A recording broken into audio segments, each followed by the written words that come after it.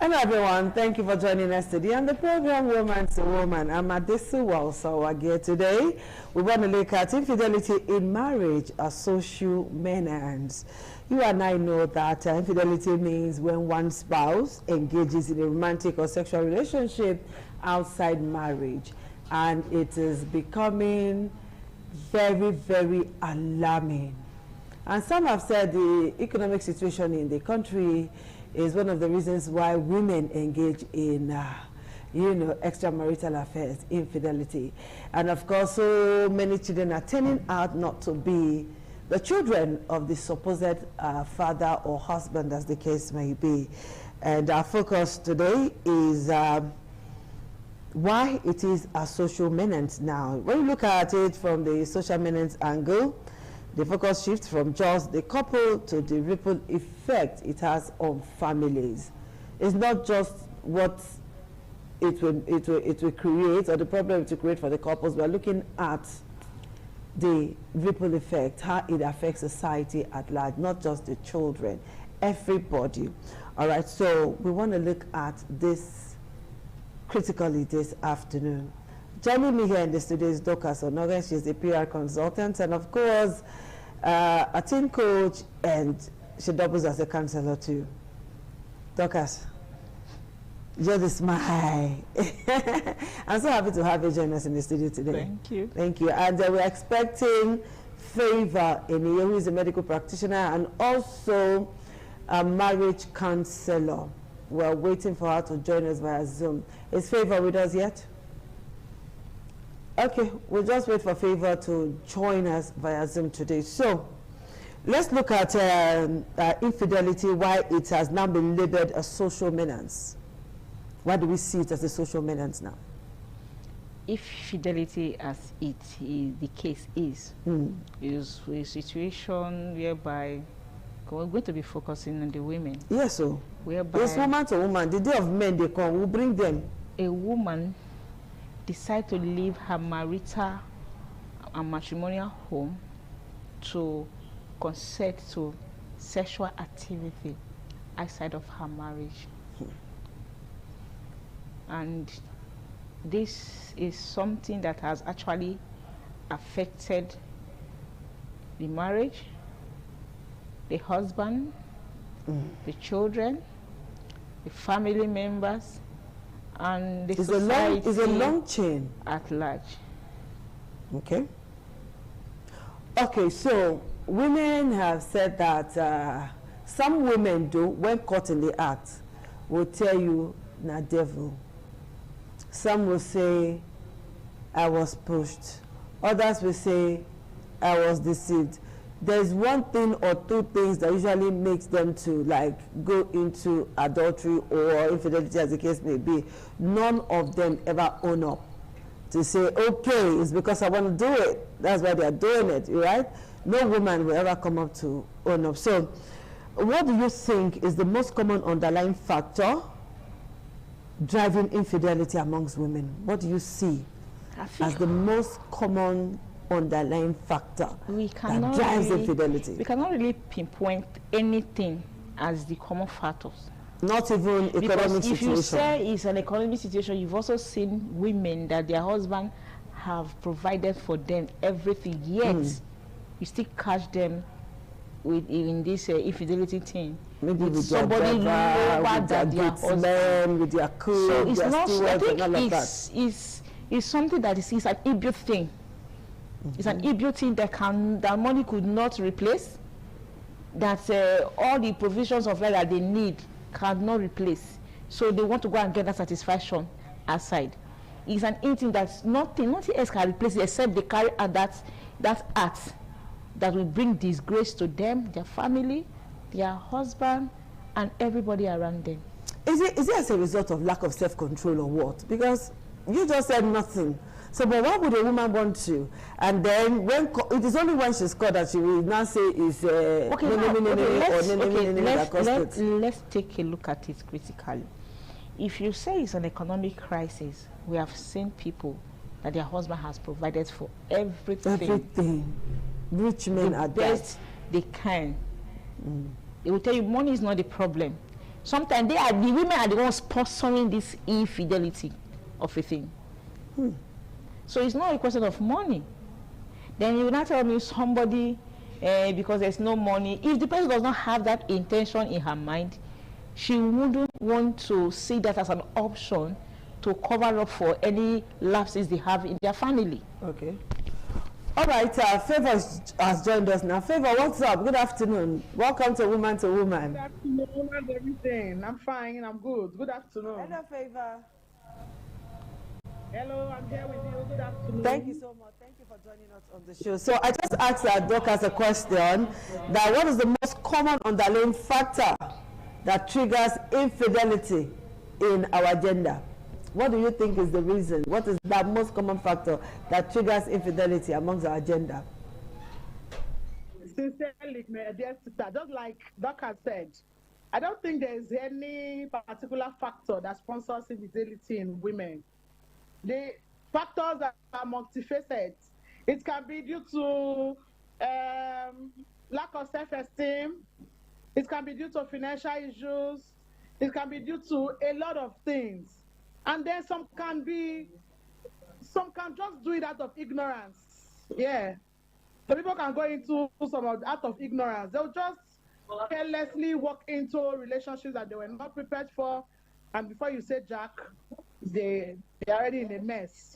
You know, so that's part of the challenges that they have. I don't think these are major factors because different women come up with different reasons, and these reasons are not reasonable reasons, you know, for going into such an act. Okay, now let's move on.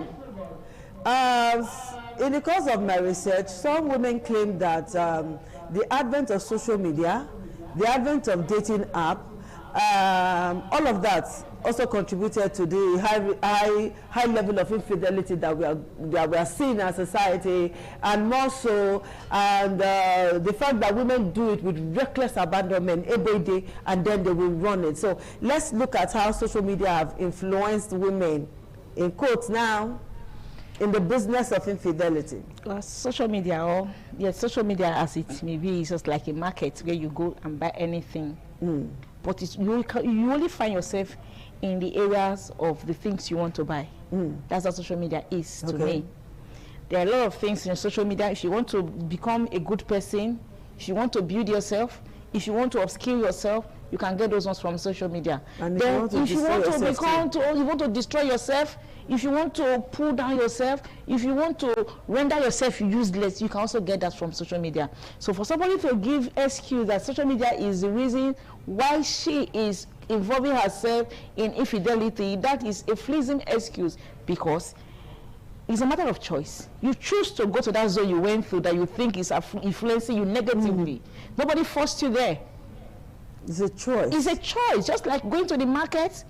If you know you want to buy any kind of meat, goat meat, beef, you go to the shops where they sell those things. That's how social media is also. If you want to upskill yourself, if you want to learn something, if you want to learn skill, you go to those areas. Just like I earlier said, if you want to also destroy yourself, you go to those areas. So, I think social media as the main reason, or advent of social media is the reason what they're doing. It's something they have already in them. So they all look for avenue to enter there and exploit. So after exploiting it, they decided to carry out the acts and they are caught in it. They are using that as an excuse. No. All right, Favor, let me ask you this question. Is it true, you're a medical practitioner, you are a certified nurse, midwife, and all of that, and even a lecturer. Talk to me. Is it true that women who are not circumcised tend to be more active when it comes to sexual activities, and thereby involving in infidelity? Perhaps their husbands are not harder enough, you know what I mean? Yeah. So is it true? Circumcision, what has it got to do with it? It's not true at all. Not being circumcised as a woman is supposed to help our women sexually, rather than, that's just a myth. You know, it's one of those myths that people believe that a woman that is not circumcised is likely to become promiscuous and all of that. That's not true. Our young women in Italy that are into or in other areas into these profession. You know, they now call their self profession.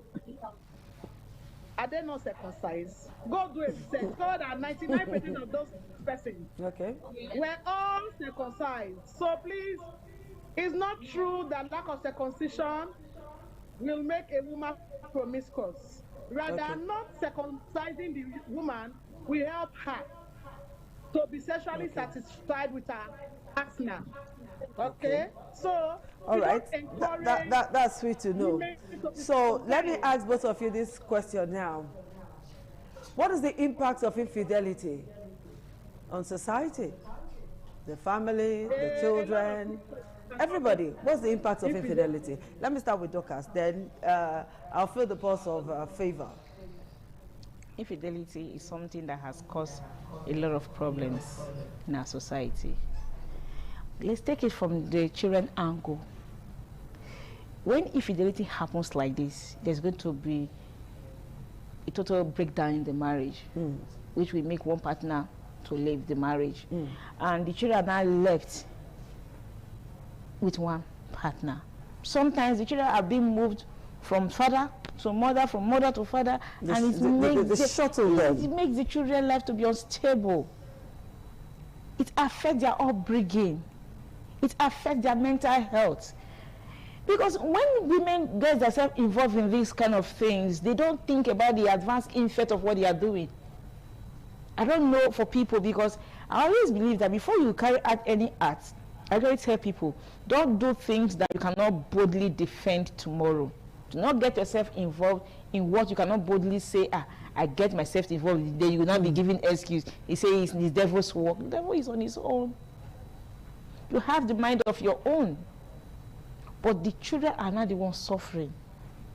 I have seen people that they have been denied access to their children because they were caught in adultery and they left with the children. Okay, Favor, let's hear from you. What's the impact, negative or positive, of infidelity on society?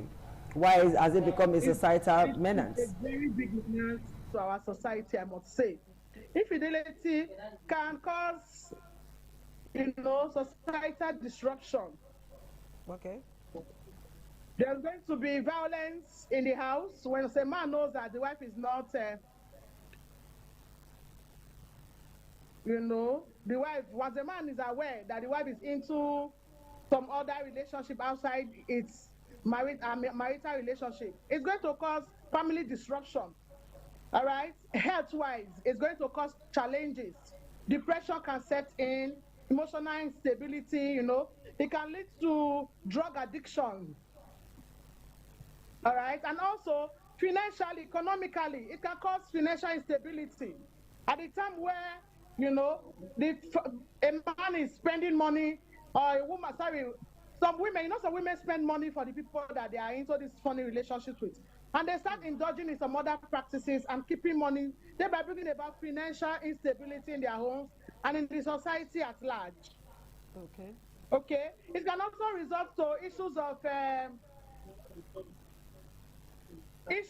blackmailing issues, where you see people blackmailing themselves. It can result to other vices like kidnapping, resulting to unprecedented deaths of either the man or the woman or even the children in the course of these challenges. So it's not something that we should look at. It's not something that our women should indulge in. It causes too much harm to our society. We shouldn't encourage it at all. Okay, so let's take a very short break, and when we come back, you women will come and tell us the early warning signs, what a man should look out for when you see the woman, they do icky. We'll take that break now.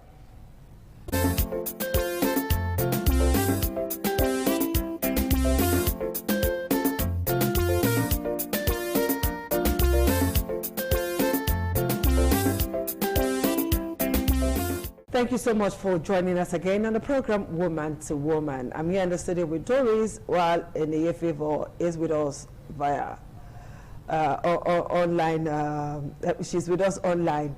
Okay, there's this question that I really want to ask. When it comes to infidelity, the man is usually the last person to know. The neighbors may know. The co-workers may know. A few family members may know, and then the husband is usually the last person to know. And by the time the husband is knowing, like we say on the street, water don't pass Gary. Now, what are the early signs a man should look out for? Let us help brotherhood. Sisters, please, let's save brotherhood some trouble. What are the early signs a brother should look out for? The telltale signs that, Oga, it will like say, as Benin will say it, or feel where you are.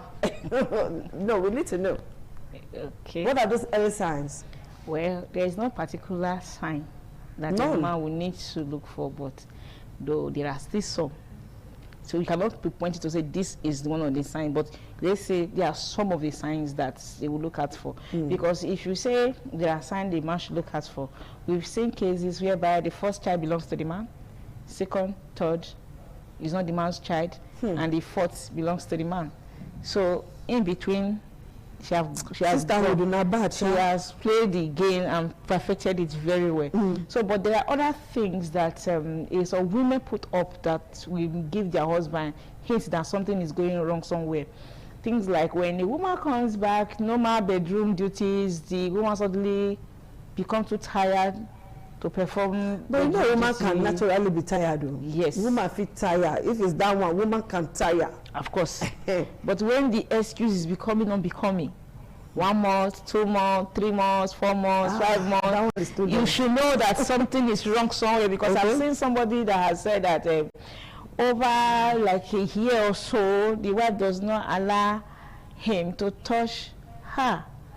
At the end of the day, they caught her in adultery, and the man was like, the woman that does not even allow me to touch her. Another somebody is changing the somebody is just, you know.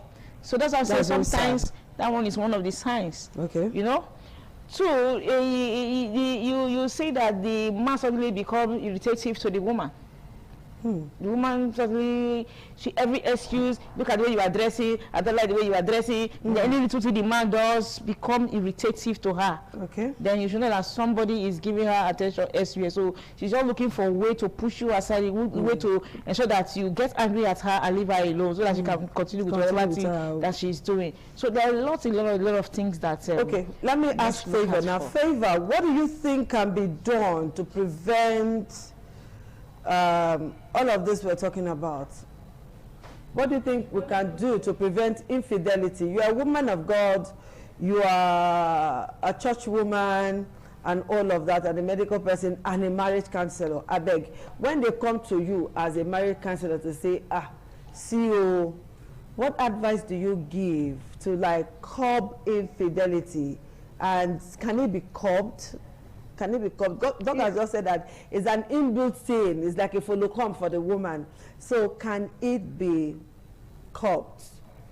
What preventive measures are you going to prefer? It can be curbed. You know, as a woman, don't keep secrets from your spouse.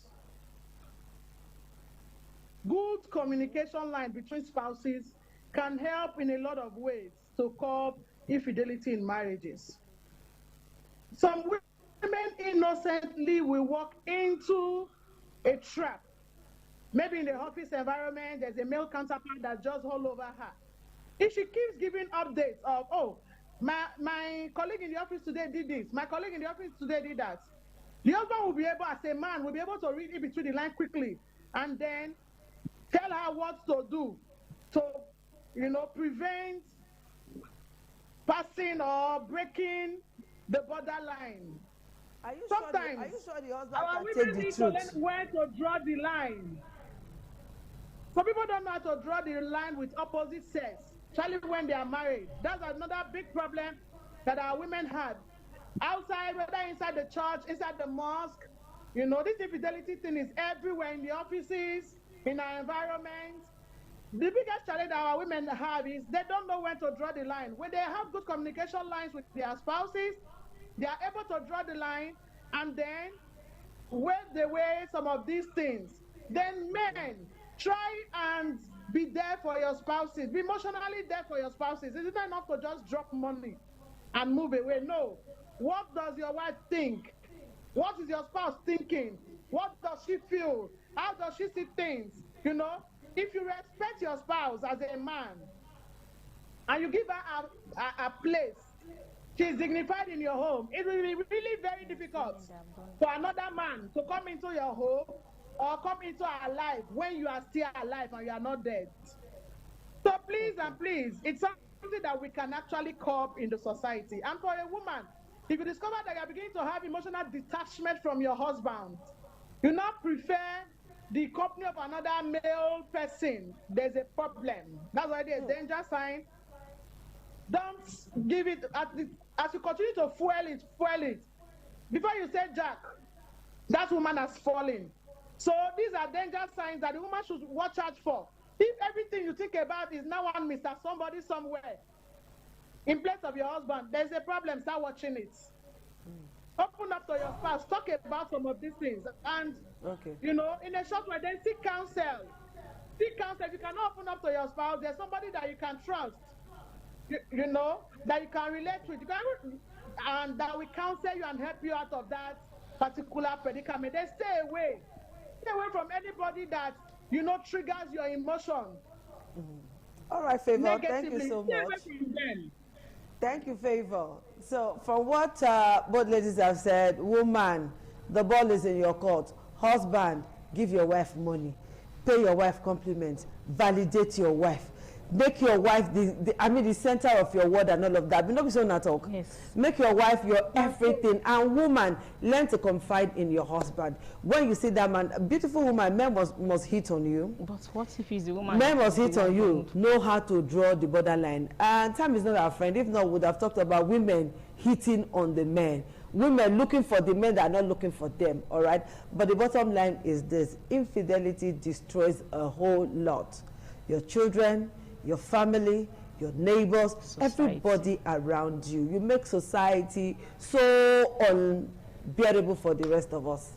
So please, come on hand for waiting no good. Thank you so much, Dorcas, for finding time to be with us. Any favor, I'm super proud of you. Thank you. Thank you. We'll see you guys again next you. week. Bye-bye. All right.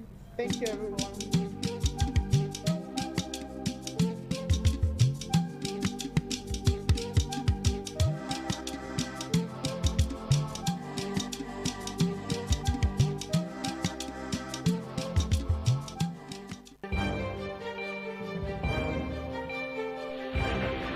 This is ITV. Certainly the best. ITV. Certainly the best.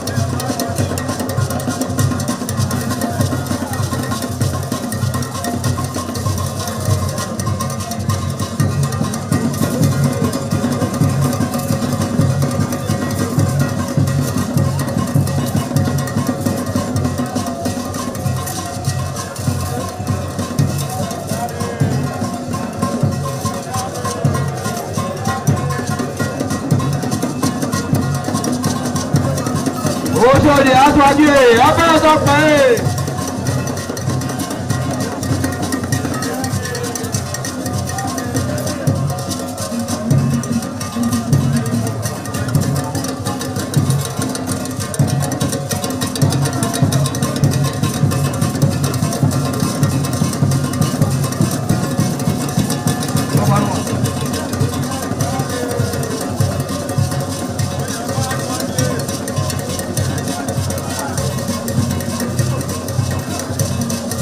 Àyàbá sọ́kì ẹ̀ abẹ́rẹ́ sọ́pẹ́ ẹ̀.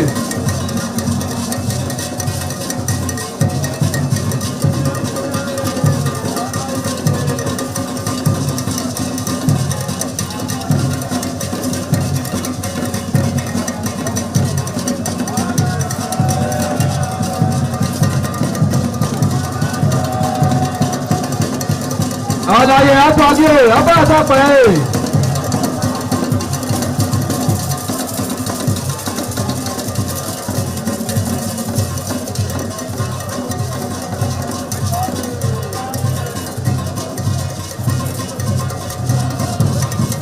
Ẹgbẹ̀dúwà.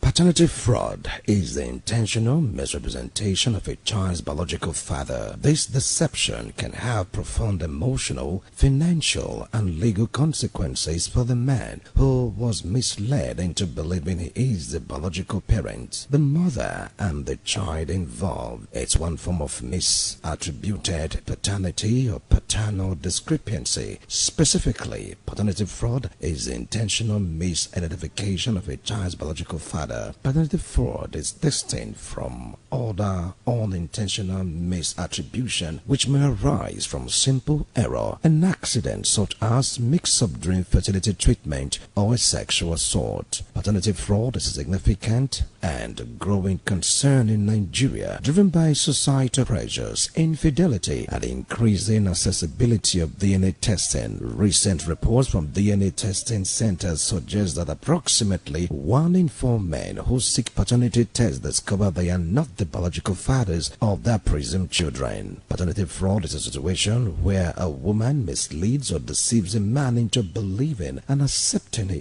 is the biological father of a child. It is a rampant, growing, but underexploited issue in Nigeria with significant ethical, legal, and social consequences. Despite anecdotal evidence suggesting a high percentage of up to 40% in some and private DNA testing centers, there is a critical research gap in empirical data and logical provision addressing paternity fraud. Existing family laws do not explicitly recognize paternity fraud, leading to inconsistent judicial outcomes and inadequate redistribution, leading to inconsistent judicial outcomes and inadequate restitution for affected individuals. Cultural taboos connected to paternity testing further complicate the issue, as requesting a DNA test is often perceived as distrustful or disrespectful, challenging deeply held cultural values. This study examines the ethical dilemmas, legal gaps, cultural influences, and social impact of paternity fraud in Nigeria. It's a welcome development. I don't have any issues with it at all.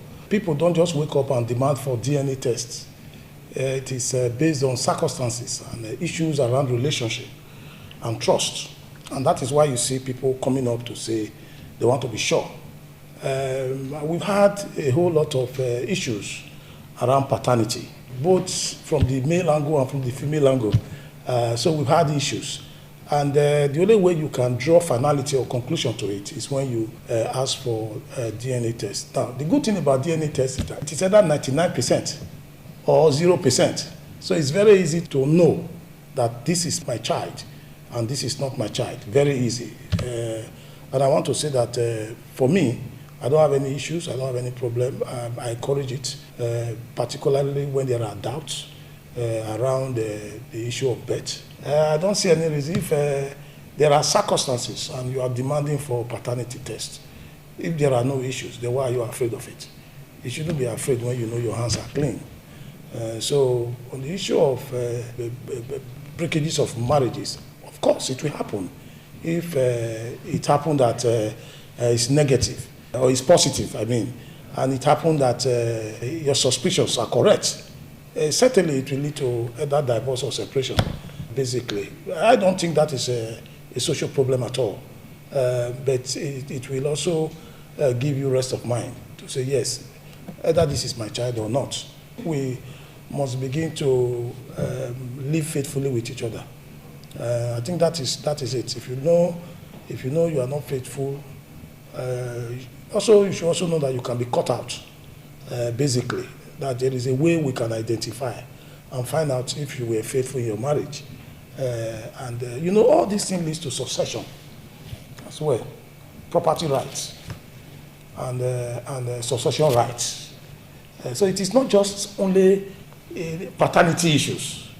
It goes a long way when it comes to property devolution, as well as other areas of social issues that we must also look at. You do not want another person's child to inherit your property. So those are the things. You see, it's not something that just end up with the man and the woman. It goes further than that. And you will also recall that late MKO Abiola, before he died, insisted that the majority of his children should be tested. And that happens. And you all know the result of that test. A lot of those kids or a lot of those children were not his at all. And because of that, they were denied the right of property inheritance. You see, but of course, he would have done that probably when he was alive. So I don't see anything wrong with it. It should be encouraged in society, and it should be encouraged globally. It has become a thing that people now practice it because of some reasons. Otherwise, before now, it's assumed that once a woman is pregnant and she's married, that pregnancy belongs to her husband, and eventually the child belongs to the husband. But within some circumstances that you now found that maybe the child is sick and the child is taken to the hospital, he needs blood transfusion, the blood does not rhyme with the supposed father and things like that. I think that's where the idea of doing DNA came about. And you and I know that it can be so disappointing that you are raising a child only for you to discover that that child is not yours. And to avoid all this, that's where they brought the idea of doing DNA. And also, when they want to travel out, well, there are also issues there. So you go to embassy with so much confidence, and at the end of the day, you find that the children you have taken to embassy to get visa, they are not yours. So it's really disheartening. But I want to advise my fellow women, let us be truthful to our husbands. If you know you can't stay with the man, instead of jumping around, just get out of the marriage so everybody know that you are single. Instead of pretending to be married and yet you are more of a single person. And at the end of the day, you bring other men's children for the man to take care of. And at the end of the day, there are issues. So instead of putting yourself in that disgraceful manner, just stay on your own and they know that you are not married. And you can do whatever you want into your life. Nobody is going to ask you, why are you doing that? In every action, there are always consequences. So everybody should stick to what belongs to them so that the children you have will know that they are yours and things like that. But even the men, they do it with recklessness, except when the man eventually dies. You see people coming from every angle that this man was my father and all that. And I think that is not healthy. So let us believe morally. God says, if do not fornicate. So, and you know the punishment of fornication. So let's just avoid it and be faithful to our partner. Findings reveal that economic insecurity, societal pressure on women to bear children, and restricted access to affordable DNA testing contributes to the problem. Key causes of paternity fraud include marital infidelity and concealment. Women may hide that a child was conceived with someone other than their partner to avoid divorce or abandonment. This can also happen when a woman gets pregnant, probably for her ex. In order to save her marriage and family reputation, she will cleave to an unsuspected innocent loving partner, especially when the wedding date has been fixed. It does happen when the woman's husband lives abroad for greener pasture. Perhaps he stays out of the country for a couple of years and occasionally comes to visit once a year or once every 2 years to 5 years, leaving the woman lonely and vulnerable to temptations from other men. These ladies sometimes sleep with their house help or security guards. The brothers or best friend of the said man abroad may be lured into their net if they are not careful. Another factor is financial motivation. A desire to secure child maintenance, inheritance, or financial support from a financially stable man. Sometimes desperate ladies go a long way to tie the man of their dreams with pregnancy. They know fully well that the pregnancy does not belong to the said man. Due to the financial stability, they can get pregnant for any man of their choice to remain relevant in the scheme of things. In our mother's days, they don't even know what is called DNA. Because when you are married, you are married. You live with your husband and your children. It's one family. There's no looking out. And if you look out, they have punishment for it, grave punishment for it.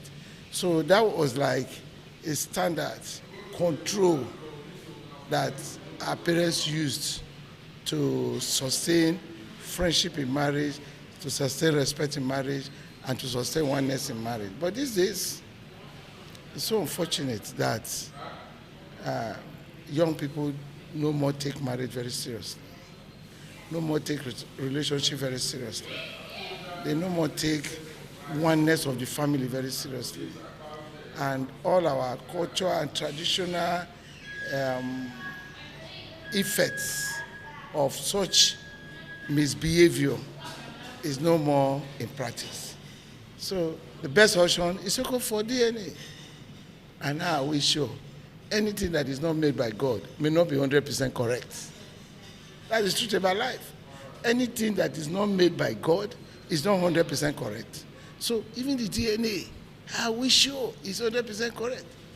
The person that is doing the test in the lab, any little mistake will give a bad name to a dog in order to hang it. So the way forward is that all those our cultural practices, traditional practices that are healthy should come back. We should effect it. What is important is your heart, your mind, your conscience before looking at deterrents from outside. In marriage, your heart, your mind, your conscience. This will guide you in order for you not to go astray, either as a man or as a woman. Then when these virtues are lost, then we begin to call for DNA. Of course, that's the last resort that will solve the problem. If a woman is accused innocently, then the woman can confidently say, let's go for DNA. And that woman will be vindicated. That's the last resort for now that we have. People are ready to go and swear.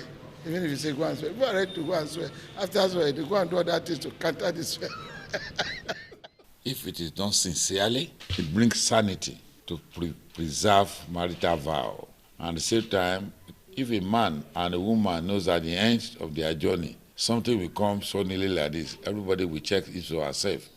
And the word integrity will prevail. Even nowadays, nobody cares. Nobody wants to know or care about integrity. And that is why sometimes, before you marry in those days, our parents want to know from which family do you want to marry. They go deep into it. If it's a family where you are hit and run, they will not allow. But a woman who has no manner or a man who cannot really preserve, go from one place to another, just bringing babies. And when you find out most of the children, they are sick, you don't need the cause. It's because Fanta face and Coca-Cola body. You find out the father is from another person, the mother is from another place. So how do we go about it? So it's in order to allow integrity to prevail in marriage, I think it is very good and better. And also people should always know that anything you do in secret will come up one day. So I think I personally encourage it. You don't start what you cannot end. When you don't want your house to be broken, we must allow the truth and the honesty. Where your marriage is tailored by your parents, they pay your dowry. Fine, you are being attached to yourselves. And you need to grow into yourself and then bring out children. That's what the Bible says.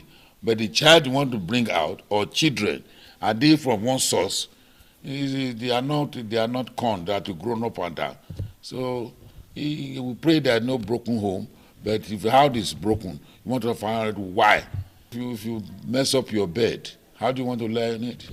I encourage it. So if anything comes contrarily, you will find out if it is really not. I'm not talking about short course test. You do tests that is not a Yahoo test, retest, and whatever it comes out, fine. What brought this matter of DNA test is reality. Yeah, because sometimes hunger can kill faith.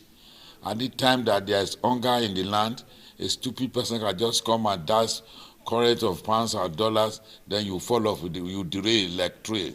So that is why it is good this should be done, and then it's a legacy they want to follow. Where for sincerity we are talking, and integrity will prevail. That's what prevails in a marriage. Sincerity, integrity is what we are talking.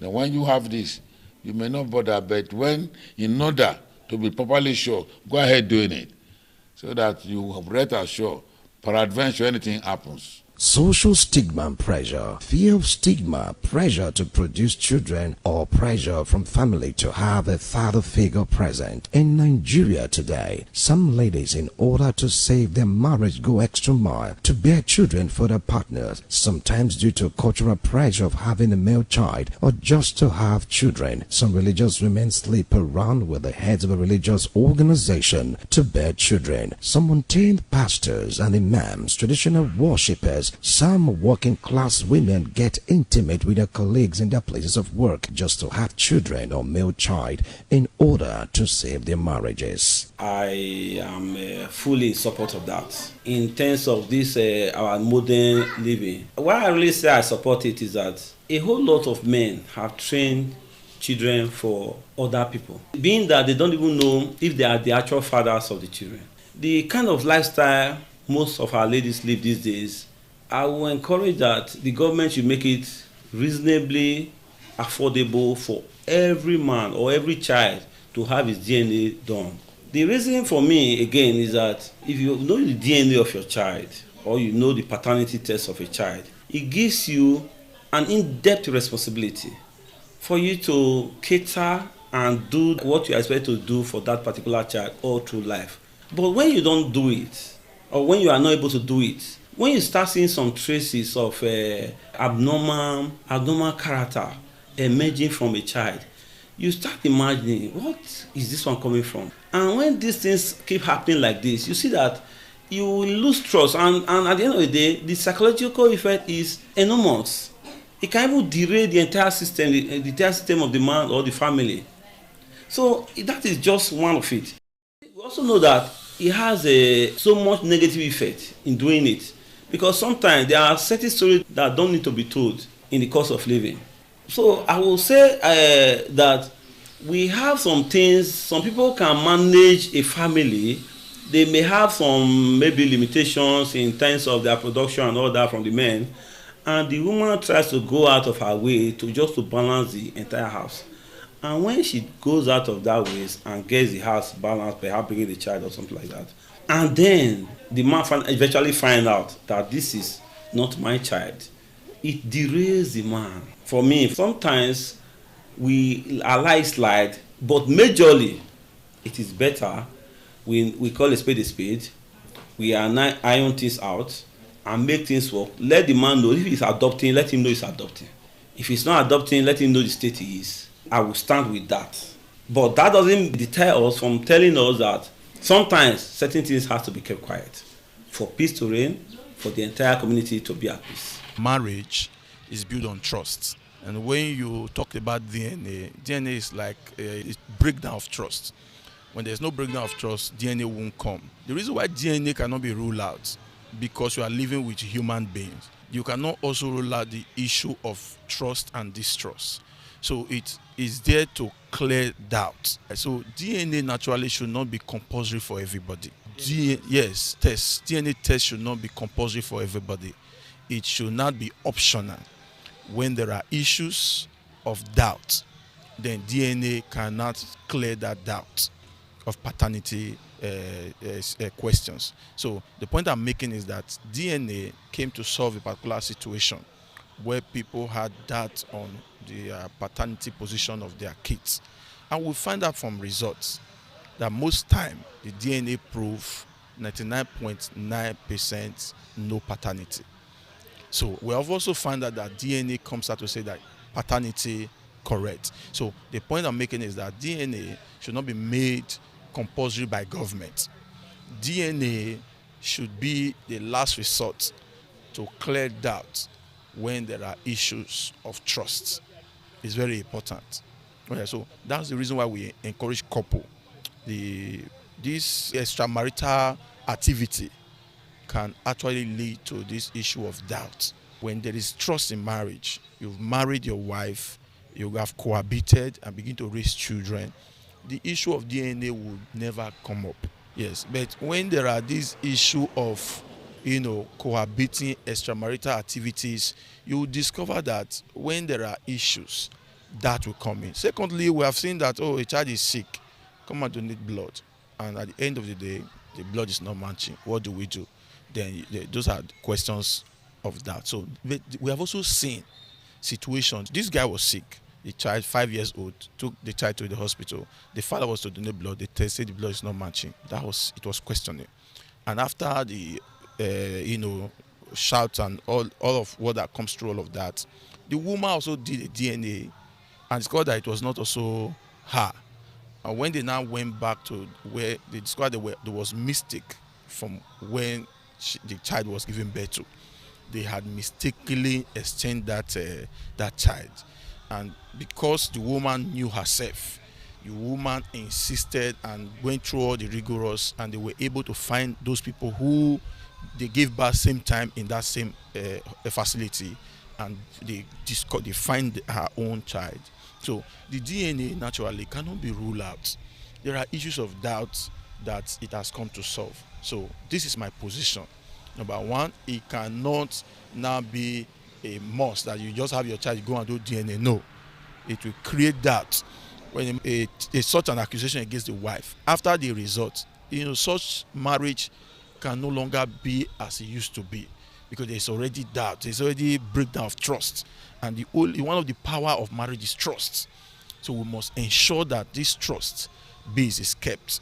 It is only when the trust is no longer there, then the paternity test becomes very important. Emotional relationship security. The intention to trap a partner, keep a relationship together, or create a two-parent household. This is where the woman picks on any man of her choice that she felt will be able to stand the test when she gets pregnant, not minding that she's already in a relationship with another man that she intends to get married to, or she's already a married woman living in her husband's house. This may not be the same for every woman, because we have most women in Nigeria that respect relationship and of course respect the tenets of marriage, irrespective of the pressure built upon by society and family to bear male children or still to have children. Other case is uncertainty and concealment. In case where the mother is unsure of the biological father, she may choose a partner to be the legal father. This goes for women with multiple sexual partners. They may not know the guy that got them pregnant. On realizing they are pregnant, they choose from the region of sexual partners, especially the one they feel is financially stable and responsible, to be the father of the unborn child. Cultural factors. Pressure to have children, particularly male children, in some cultures can drive women to hide the true paternity. This can happen in traditional setting when the line of succession must be maintained. In order to maintain the lineage of the throne, some women will go out of their way to bear a male child or children to maintain the rulership of the clan. The question that is somewhat difficult to answer is whether families should be encouraged to go for paternity tests when the children are born to prevent a foreseen heartache. To ensure clarity in raising a family, a man is sure of. Another nagging thought is how many Nigerians can afford the money to go for a paternity test. It's quite expensive, and an average Nigerian will not be able to foot the bill for a child paternity test, talk less of 2 or 3 children. With a high level of infidelity in Nigerian society today, how can a man secure his home without doubt, know for sure that the children he's fathering are his? There are causes and effects, actions and reactions which are equal and opposite. Men, if you must travel out of the country, try everything within your power to take your wife along. After some months or years, let it not be for too long. Women, the choices you have to make as a mother goes a long way to affect the family. Maintain your dignity as a woman or a mother. Put your emotions in check no matter the pressure. Family members, do not put undue pressure on the husband or wife because of the absence of children in your son's marriage. Remember, be it male or female child, they are all gifts from God. Do not put yourself under undue pressure because you want a male child. Men have died of heartache or heart attack on realizing that the children they raised as their children were never theirs. Families shattered on finding out that though they grew up together, did everything together for a long time, were never of the same father. Look around families in Nigeria today. Men are divided beyond recognition as the battle for paternity is tearing the fabric of the society apart. Trust dashed,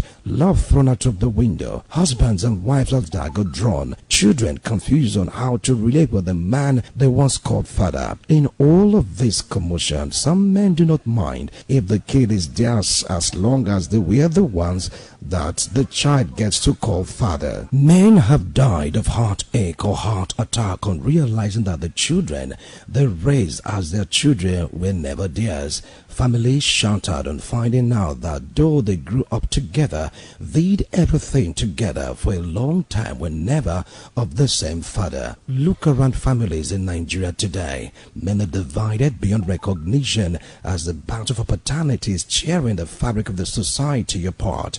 Trust dashed, love thrown out of the window, husband and wives as dagger drawn, children confused on how to relate with the man they once called their father. In all of this commotion, some men do not mind if the kid is not theirs as long as they are the ones that the child gets to call father. Some families choose to bury such dark secrets to keep the family together by living with the pains of betrayal in each of their waking days. As for the ones that cannot take it, they head to court for divorce or return the bride price of the woman if the wedding was based on tradition. Look at that son or daughter of yours. Is he or she truly your blood as a father? As a mother, look at him or her very well. Is he truly the son or daughter of your husband. That man you call father, is it truly your father? Don't you think it's better to go for paternity tests? Who's your daddy? Who's your dada? Who's your pappy? Don't you think as a child you need to know who your father is? Wilson Omasha reporting.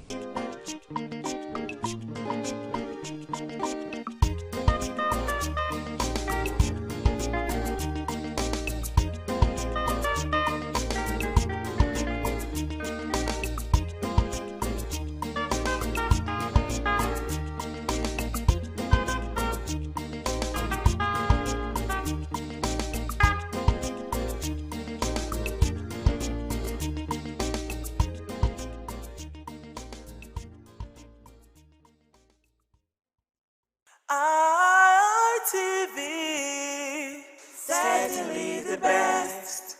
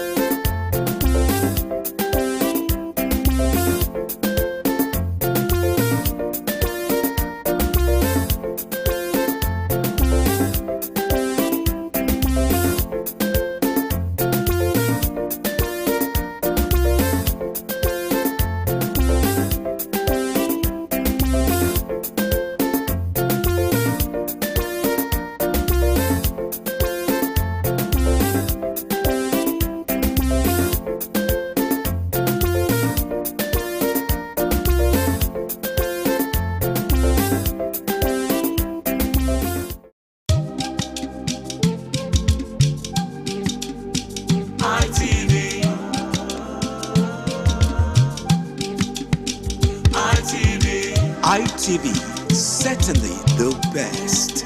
ITV, certainly the best.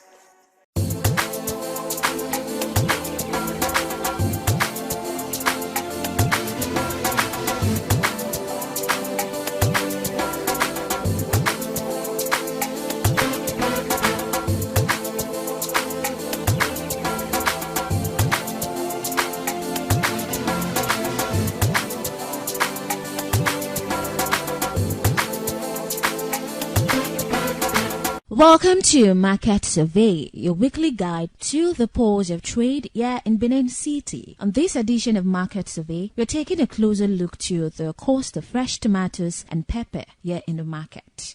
Fresh tomatoes and pepper are among the most consumed food ingredients in Nigeria. From homes to restaurants and food vendors, they're used almost every day. However, the prices of these products often change due to different factors such as planting cost, transportation, weather conditions, and market demand. This market survey examined the journey of fresh tomatoes and pepper from planting to the final market stage, while also explaining the factors that influence their prices.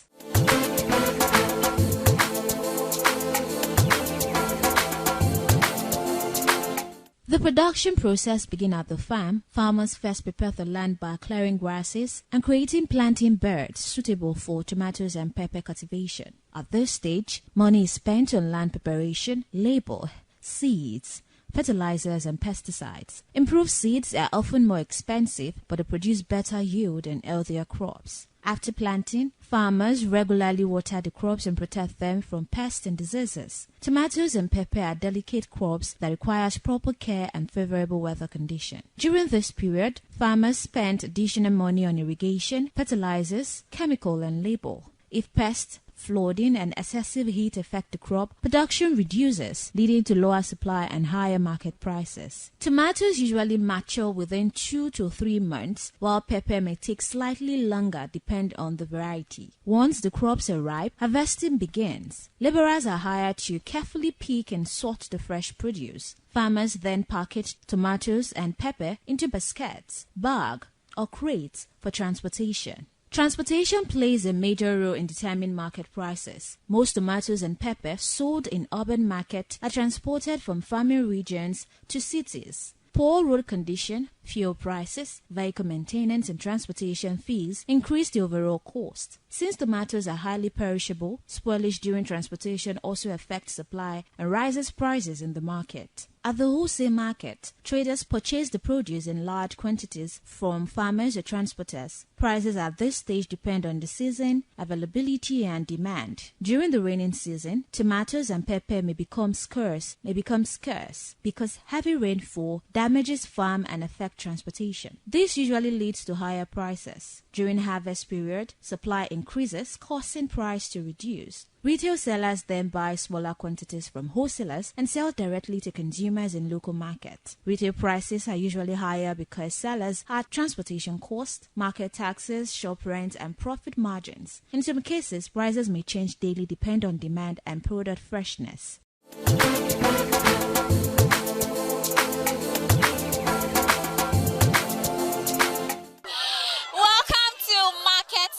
On this edition of Market Survey, of course, you're currently in the market to get to know the current price of fresh pepper and tomatoes here in the market. I am Stephanie Notoriwa, and I'm going to be taking you through the market to get to know the new price. Stay tuned.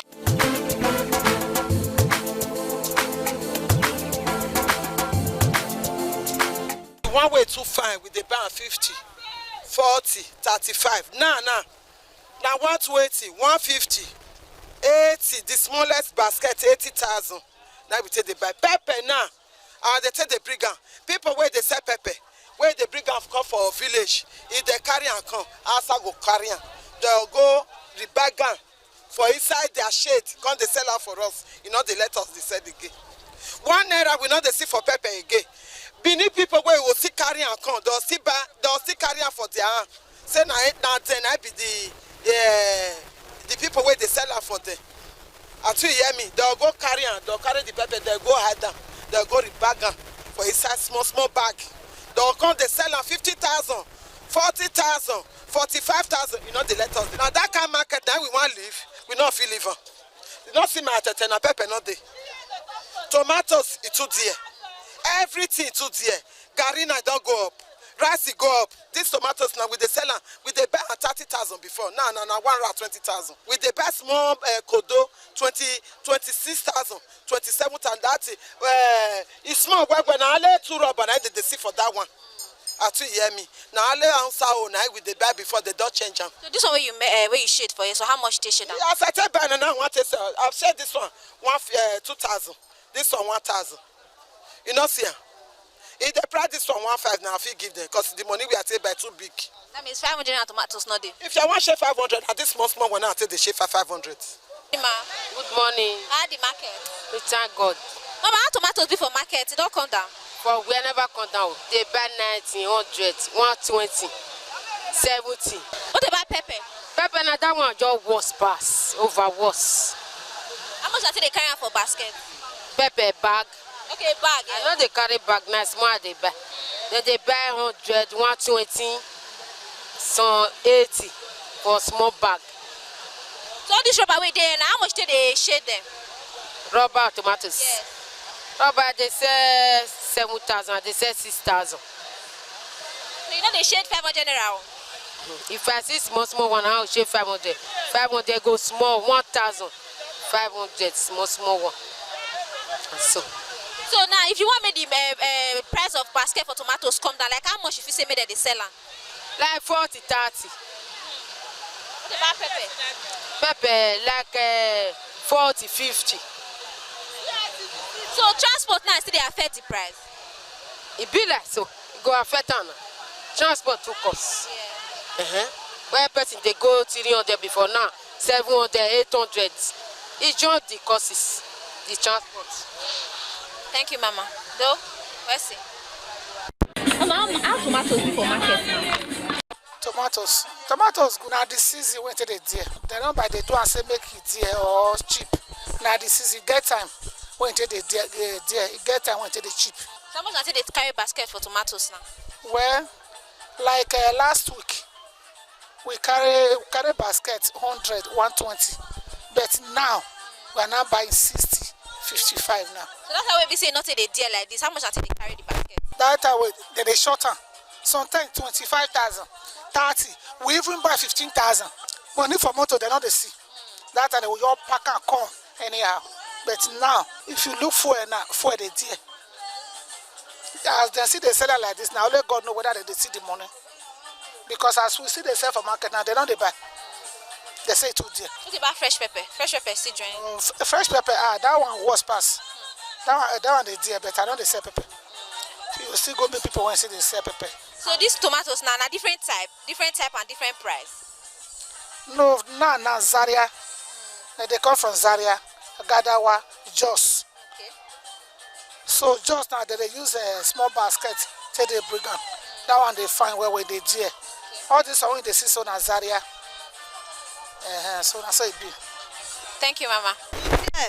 But the dear where tomato dear, not be anything cost. Okay. Tomato get your season. Okay. It no be like for where no get season. It no be like rice. It no be like other things. Tomatoes, pepper get their own season. Now the season to dear, now it dear so. Time they come before 93 mustache, you go cheap, reach down. You go come be another normal level. The price go cut down, go low. But not be like other thing when you go there, to cut that could become problem. Transport go up. People don't for cut that transport no cut down. You go they go up, they go. Tomatoes no be like that. Tomatoes now your season there, so now time to there now it here. Because now time to plant. Now we there, so that they plant. This one you they see, so it time they go break. You know go see them again. After 2 months time, another new set it go come out. When that new set come out, the price go down. And so be tomatoes, you should both pepper. So they don't follow all that taste. Other taste they go up where they refuse to cut that tomato no be like that. You know me say tomato there now because of fuel, no. You know me say tomato there because of rice, no. Now time to plant. When time to plant come, it go be like form of break. They go break. So that time of break, it go there because it not there enough. When the time they plant again, it come out, the price go come down because it don't there enough. Now the tomatoes issue. So it not me because of the other things there, now make tomato there. Now our own business be that. So now not go follow the way tomatoes stay there. And as I say, tomato there, they know they fit buy them again. No. Where we they sell and we know the time of the season. We know the time they there. Every year, you now go mark out from May up. Tomatoes must dear because at time of planting. Okay. From August down, tomato go begin they cut down because they don't plant, they don't they harvest. You go cut that till next year again. Now so it be. Thank you, Mama. Mama, good morning. My sister, morning. At the market. The market it dey wella. Pepper matter. No go area o. Money for 1 bag 2 now. How did they buy pepper 1 bag? And so we see them all. How much for 1 bag? Now? 1 bag now. 140, 150 for big one. Small one 9,500. Okay.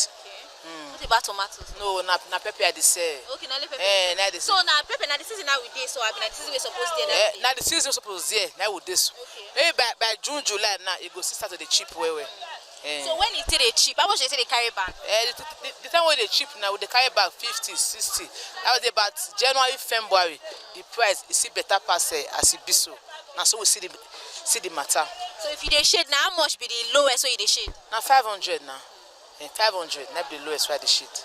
So this one we mention for rubber, so like how much did they sell now? This one at 12,000 last for that one. This one we did so? That's what it be now. And this one said, now see you ripe. If you ripe, this one I reach 14,000-15,000. So like if it's cheap, how much did they sell that one before we make it? On ripe, maybe 7,000, 6,000. Ripe one 8,000, 9,000. So which time now this price now will take come down now? Maybe by June, July, you go see better pass as it be so. Thank you, Mama.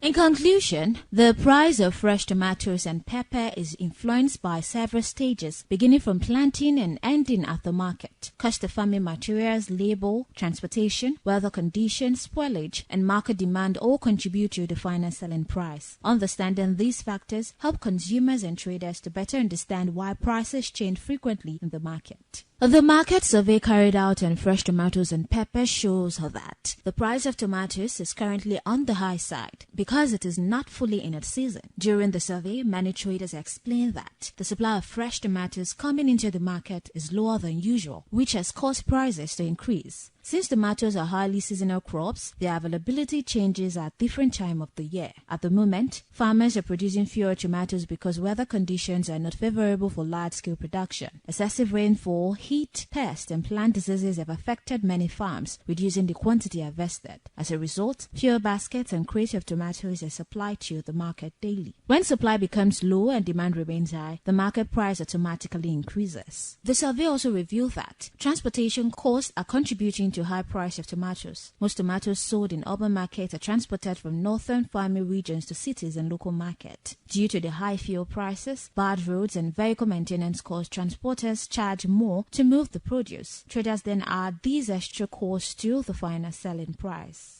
During the market inspection, it was noticed that customers still purchase tomatoes regularly despite the increase in price because tomatoes are essential ingredients in many meals. The steady demand keeps the prices high even when consumers complain about the cost. Some buyers now prefer to buy smaller quantity to substitute tomatoes with more pepper or dry alternative to reduce expenses. The survey further showed that traders expect tomatoes prices to reduce once the main harvest season begins and supply increases. During peak seasons, more farmers harvest tomatoes in large quantities, leading to a better supply in the market and lower prices of consumers. The market survey generally confirms that the high price of tomatoes is mainly due to seasonal scarcity, poor weather conditions, transportation expenses, and spoilage during distribution. Since tomatoes are not fully in season, supply remains low while demand continue to rise, resulting in the current increase in market prices.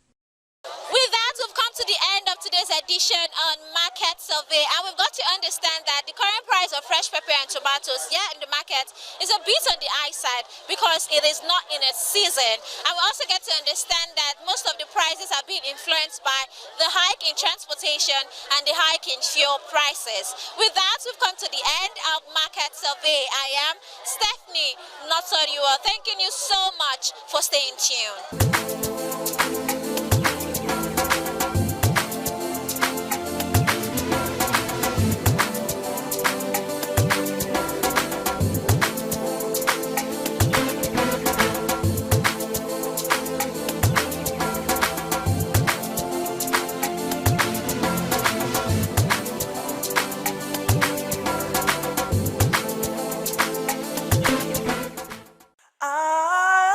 ITV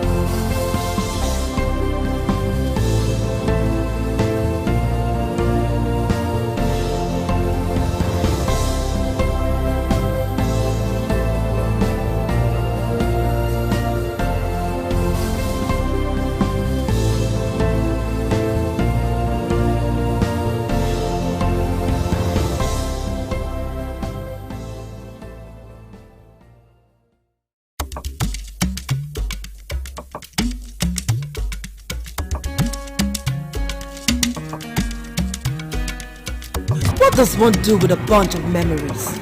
Laugh about them, cry over them, or capture them? I know what I'll do with such memories. I'll showcase those memories. Yes, I will show them to the world. I will flaunt those memories. Showcase that marriage ceremony of yours. Burial ceremony? Yes, let the people know that you buried your person in a grand style. Thanksgiving, ordination, baby dedication, housewarming party, and lots more on your entertainment program, Memories, on Independent Television. Every Sunday, remember, for your event to be considered thick and classic, then it has to be on Memories. Memories.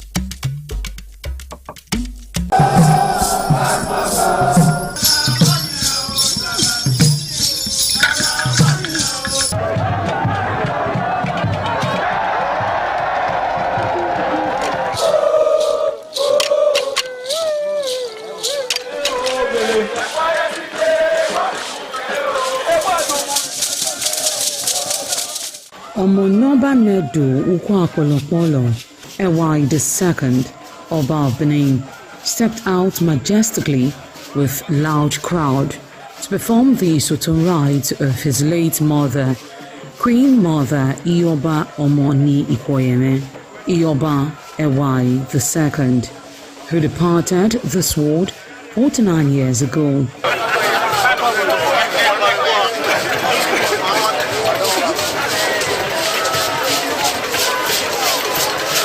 Isoton is a traditional rite of the procession in memory of the departed person's spirit in Benin Kingdom. It is usually heralded by public display of the departed person's influence during their sojourn on earth. The display of a human effigy symbolizing the departed royal matriarch was preceded by the Oba of Benin, who led the procession from his palace to the Emotan Shrine at King Square in Benin City, where he offered prayers for the repose of the soul of the Queen Mother, Ioba Ewai II.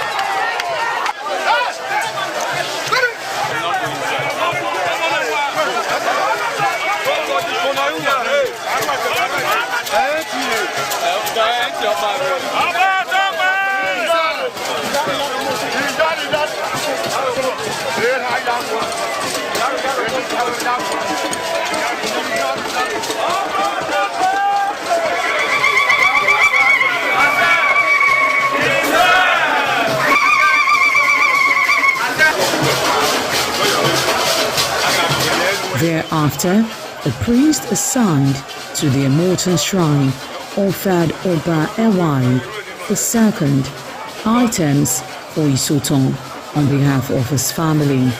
However, Chok, known as Uri, represented a mixed cheer from royal fans after ancestral spirits were invoked to bear witness and announce his arrival. On his way home, Oba Ewai paid tributes at various pilgrimage sites, including Queen Idia Tomb, beside Oba Market, where a cheerful crowd of traders abandoned their wares to catch a glimpse of the royal personage and join in the celebration.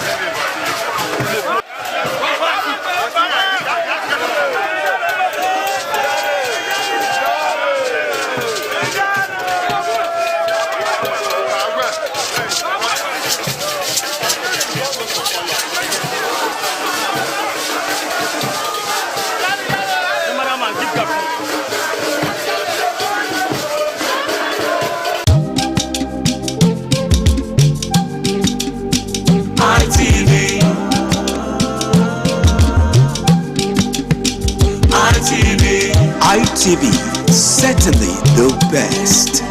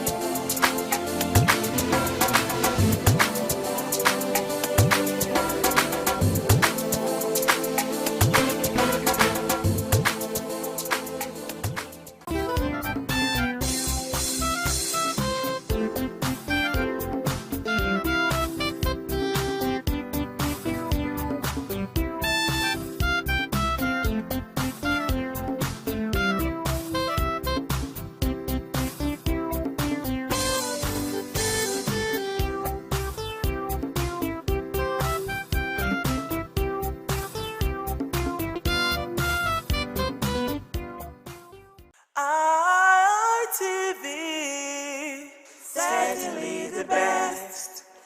Hello everyone, thank you for joining me on this week's edition of the program Environment Watch on Independent Television. It's a program specially designed to bring to you all you need to know in the world of environment, the problems, the challenges, the circumstances, and what action can be taken either at the level of government or at the individual level so we can find lasting solution. One of the environmental menaces every time is the challenge of flooding. Sometimes they are man-made, sometimes they are as a result of the nature of the environment where such floods emerge from. In today's program, our focus is going to be on the flood water that is emerging, resurfacing on the Benin-Lagos-Ugbowo Expressway just by SRT Junction. This flood some years ago wasn't there. It came out, and then of course efforts was made just to ensure that the water was removed. But in recent times, the flood water is back again. Why is this so? It shows that commuters and motorists plying this Ugbowo-Lagos road, particularly at this section, they're going to have a hectic time navigating through this flood, because most times when it rains and the water is at its full capacity, be rest assured that there's traffic gridlock and all of that. So we'll take a look at why this water has resurfaced here, despite efforts to try to remove it in the past, and what can be done to ensure that the water never returns again. Welcome on board the program Environment Watch on Independent Television. I'm Sonny Duke Okosun. Barrack section of the Lagos-Ugbowo Expressway is about 300 meters between the junction and of course the SRT barrack, where this flood has become a menace. Now, since 2 years back, this flood emerged. Some efforts were made by government to ensure that the water is, removed from the road. But today it is back. So what is the circumstance that is responsible for why this flood water is back? We'll find out in today's edition of the program Environment Watch on Independent Television. And when you look at this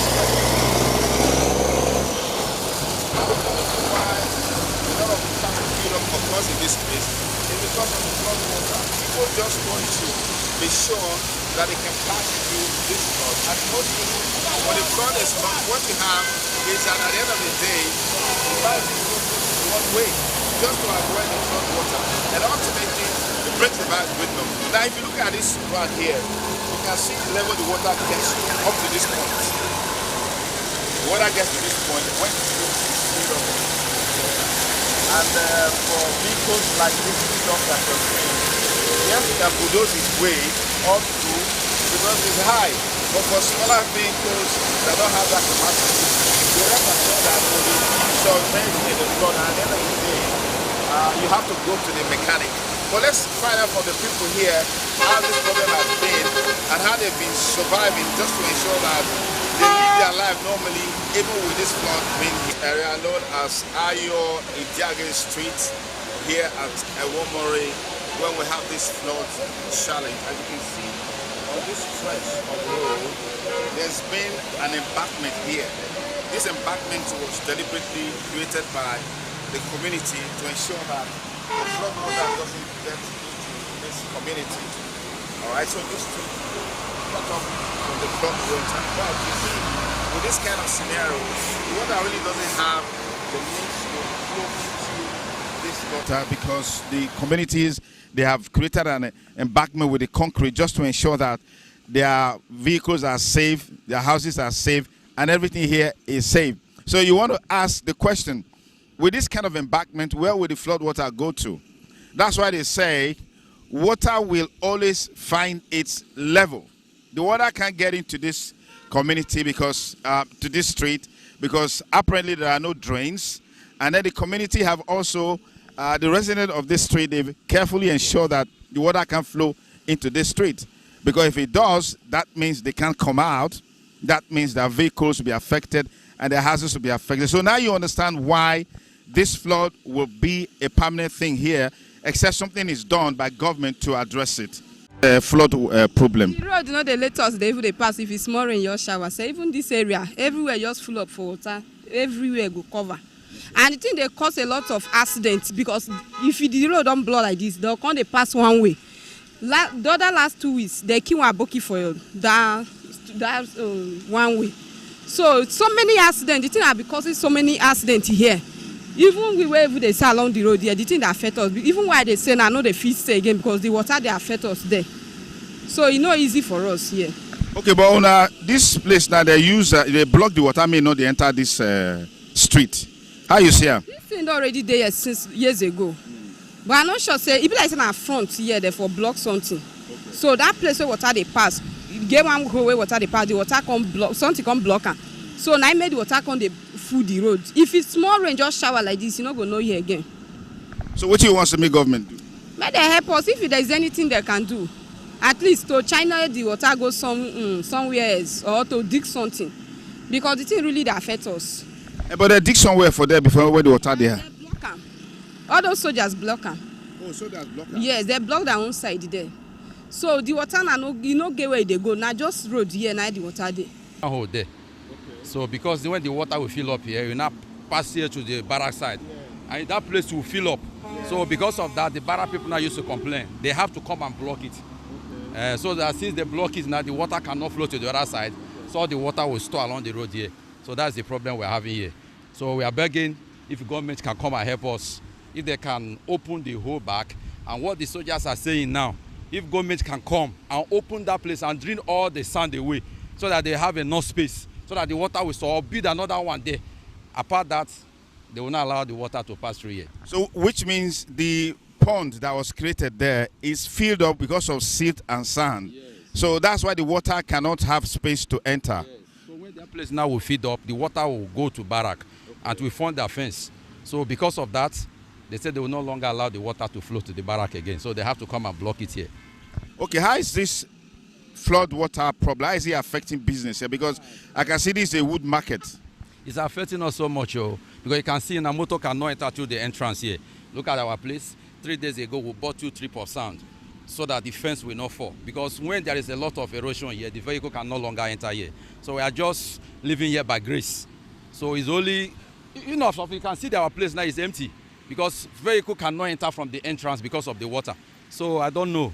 We don't know what to do. The only thing we are pleading government, it can do something to help us so that the vehicle can move freely, so that our business, if we come, customers will look into this place and say, let me enter and buy something. But for now, it's only God will help us. That's all. But water, not see me at the dress. Water just spoil my thing. I don't even get house to enter because of erosion. Maybe not help us. But what because I noticed some time ago, this water not going to be here. They dig hole for that side where water they enter. So what it go happen? Soldier na block am. They block am na my papa land na be that one. When they dance so. Merege. When they bomb me. They marry my mama. They block am. They can't block here again. Overnight, now they can't block them. Soldier. This is SRT. Now they block them. You know, they take and block them. Now make water no go come dey waka again. No, now help us so. I not get another house mother that too. My father, my God, there for us. I don't old. Not fi waka. My son, I don't old. Now water. Get house around here. I get this house. How you get? This house, my mother and I get at my shop did it. Okay, what will be the problem? Well, one day we just come early in the morning. We come say soldier, they cross. Carry tipper of granite, cement, what do they call them? They come put her inside the hole when government dig for here. They say the water they dissolve and I then block them. So they can't say anybody will open and then they can't put soldier, make soldier they guide them if they open them. Since then and I water they enter. Now even this few period now we come the set block like this. If you reach inside my son now here water reach me last year. So this year and I will decide to they block them, make it not the enter house again. If you reach house now, you need to come see them. I think the cost for here not be small. And so far it has claimed so many lives because some drivers go want to escape this thing. They go to follow one way. Unknowingly to whoever they cross, looking one side, it has taken so many lives. So please, if there's anything the government can do to at least channel the water, make here go down. Not see the way we all they do our own places now. At least make the water not they come cause damages again because the damages is much. That's our plea to the government to do something about it. So we're still here at the S&T section of the Benin-Ugbo-Lagos Expressway, where this flood water has become a huge menace and a problem to inhabitants of this area. And just to ensure that the water doesn't flow into this sawmill and several other businesses here, the owners of this shop have resorted to self-help. And as you can see here, these are strips of sand that was placed here just to create that embankment and prevent the water from flowing into these premises. And this is another strip of sand here by these owners of business here, just to ensure that the water doesn't flow in. And if you look through this stretch, you will see the embankment created with blocks just to prevent the water from flowing in here. And you know, like we say, water will always find its level. When the flood is heavier than this, be rest assured that the water will spill over into these premises and then frustrate businesses. And then look at this stretch of the road as well. This is an embankment created by the owners of these business premises, particularly the wood place here where they sell wood. And then you have a long stretch of blocks all the way through to that side just to ensure that they can stop the flow of water into these premises. So the water can't go this way, and so naturally it will come to the road.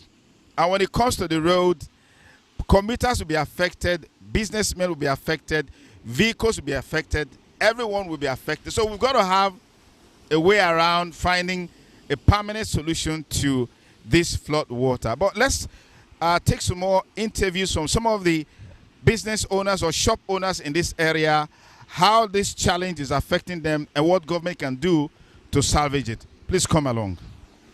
Finding a solution to this flood menace here at this section of the Benin-Ugbo-Lagos Expressway may just be an easy thing to do. And in that regard, some time ago, this pond was created. An artificial pond, I would say, was created here so you can have the water drain from this side of the road into this place. And it worked perfectly well because for a while, we actually didn't see flood water here. And just to let you know into some of the challenges that will come, we can see this vehicle now is stuck here.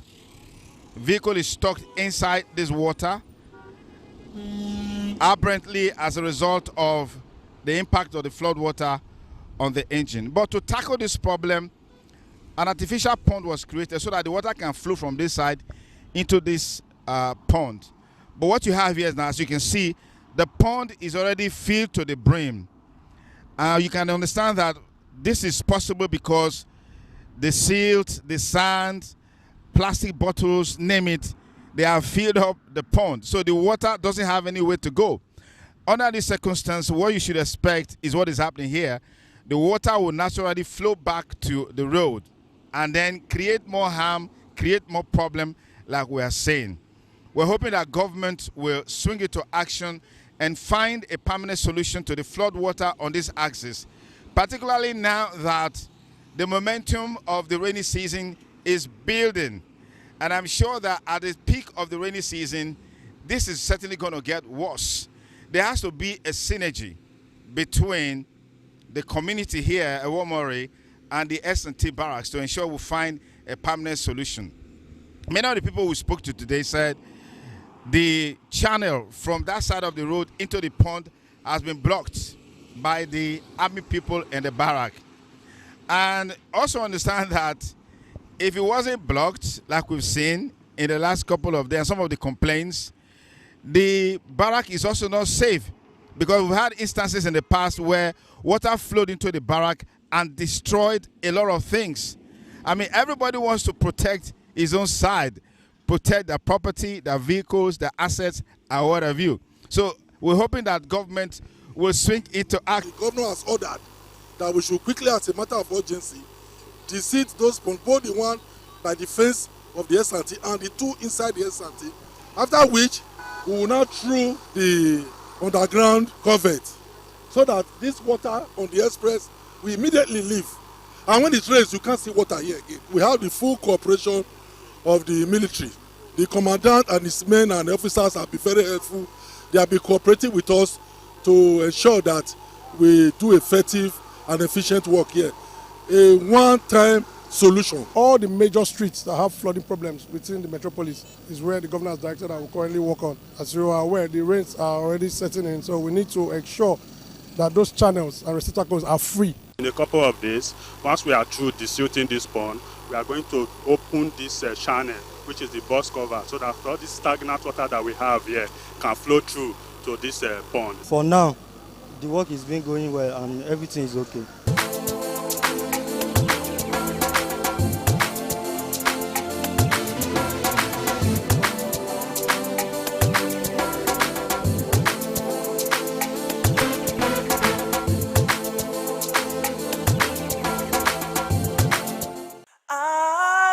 ITV, certainly the best.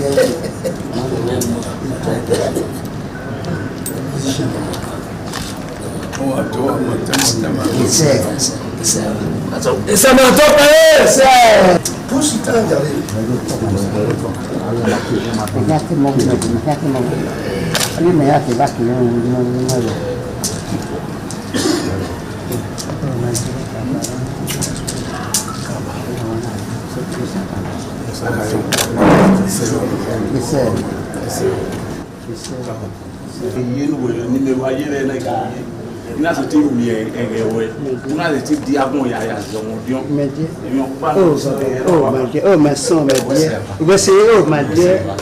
Oh, we're not here. Is that you not over? Yes. You not do so much. Yes, my dear. Where's it happening? Where's it happening? Oh, not here. Where's it? What's my dear? He said,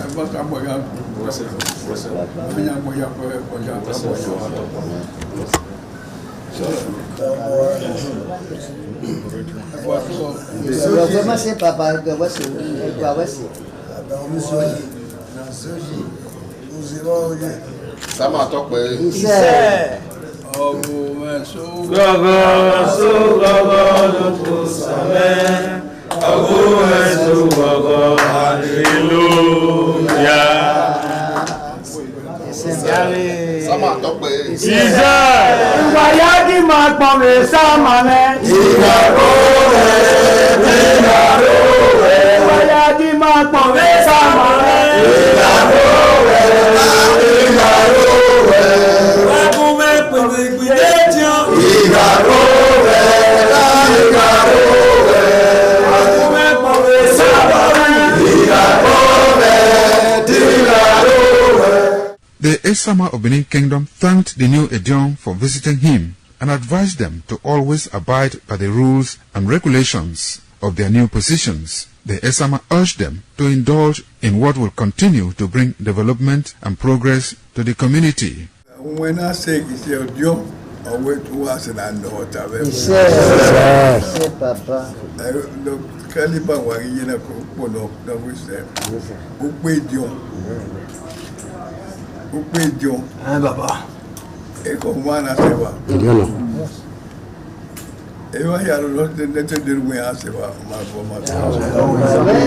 Awe buwe dine. Ejongi.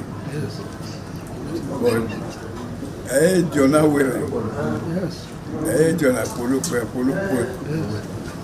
Jona mnuya kwa ewa yoda. Bawi kwa ba. Ojon we. Kaza de nena ya depo yi. Bawi kwa depo na no masa no kai.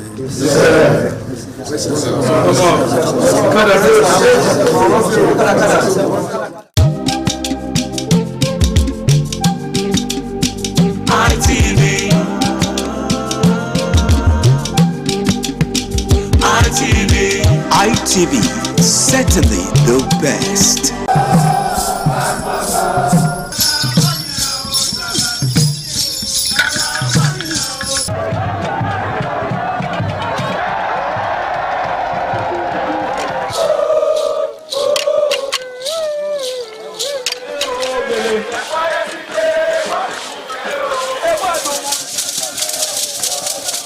The Ekoko masquerades from Ute village, whose cult is connected with Obaeware and his mother, Elere, appear on this occasion to bless the Oba.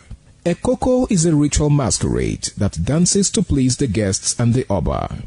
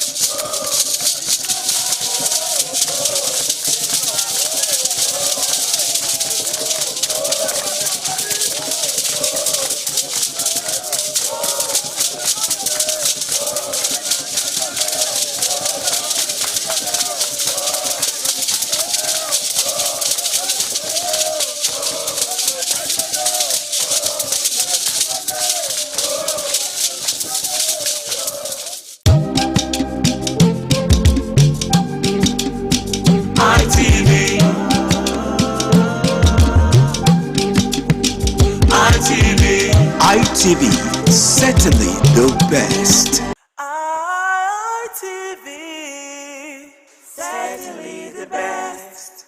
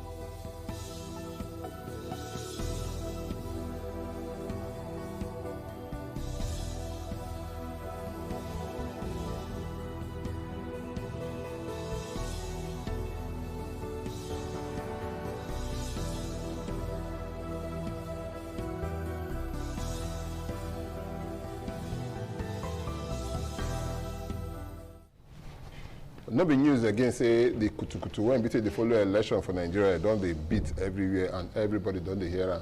I want to be say once election they come, the first thing when be say you would like to do now be say you must register first before it be say you go vote. Because if you no register, you no go fit vote. Now make am like say yes, say everywhere be say concern the election and INEC don dey waka up and down to make sure say everything waka where the way it's supposed to be.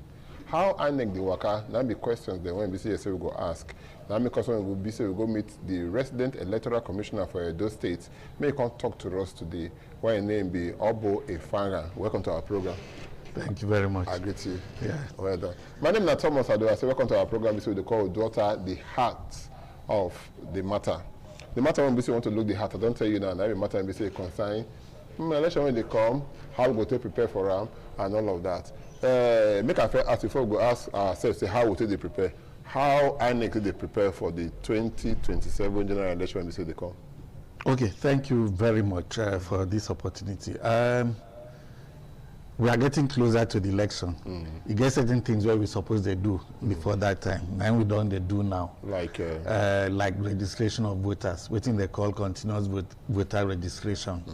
You know, say since last year, August, now we start this continuous voter registration. The short form for them now CVR.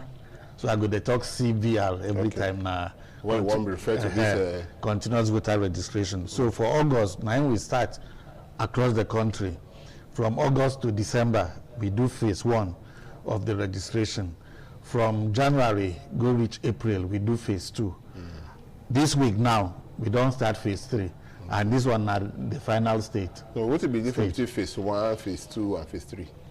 Now the same thing. Okay. You know, say because plenty time day, we begin do them phase by phase. We go do the registration, collect those ones, keep, come start another one, collect those ones, keep, because the machine where we they use, do the registration. You go register plenty people, then we go come out those names, keep, start another one. When we finish the first one, we come print out the list, make people come check, see say we don't spell their names correctly. Okay. Now the polling unit where they want vote, now we put them. Okay. When we finish that one, we start the second phase. So now the third phase where we start this week. So okay, I want to ask you one question. Again, the name we say you call like us now. You say continuous voters registration. Yes. The short form be CVR. You Yes. call it continuous. Yes. Why are they take break and everything? Because it go be like say now almost all the time when election they come. Now that they do this now CVR. And we could not forget say election every 4 years. Yes. If I don't make mistake. And if I don't make mistake too, people they turn 18 years every day. Good. And every day now be say they turn 18 years. So I can't wonder.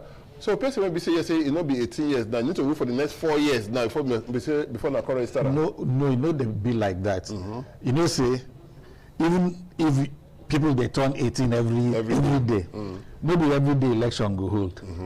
So by the time election won't hold, we go give opportunity for those who don't turn 18 from the last election.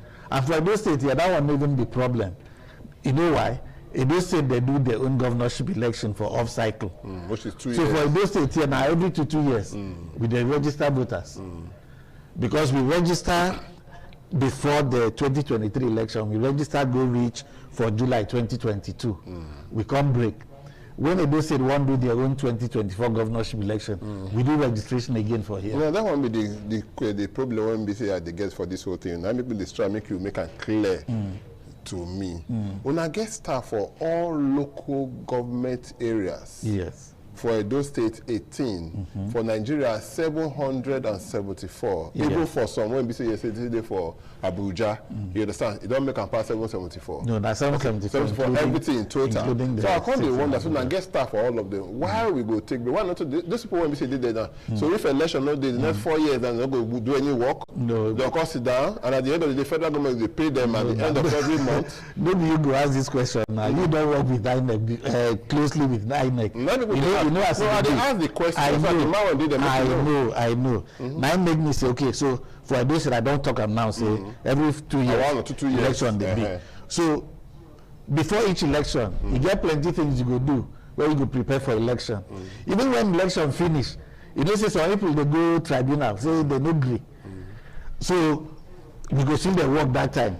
We go follow the tribunal. When that one finish, we go begin start another round of. It's just like saying political parties that they need to do anything after election. Then they do plenty things. Then they get meetings. Then they get congresses, elect officials at different levels. As far as political parties go there, INEC too go there because now we don't supervise them. So at different times we are doing different things. Sometimes even in between elections, we are having trainings for our staff internally against the next set of election that will be. People will have to plan. You don't just wake up and conduct election. There are a lot of things you will need to do planning for the election. We engage with the security agencies too about security for election. Okay, I don't want to make her go Oyibo land and all of that. Even some of our African countries here, as soon as you turn 18, you will get your driver's license, get your national ID card, get your voter card. Sometimes everything go just there for inside one. You understand? Yeah. That one single card, now go solve all of this problem at 18. You understand? Because they get record, okay, maybe because they get record, they say, okay, don't reach 18, or once they register, come and collect this thing. So now let me talk and so if me now as an Edo man, I can't be 18 after the first election, I'm not going to register again until 2 years time when the next election will do. Now enough you say, some of my fundamental rights don't take care from me like that. Maybe take them step by step. Help me. Why you need register now for election, Abi? Yeah.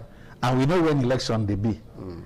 And before every election, we will give opportunity for those people who never register to register, including those people who don't turn 18 since the last election. Okay. As far as we go do registration before election, now they say anybody will qualify, go register within that time.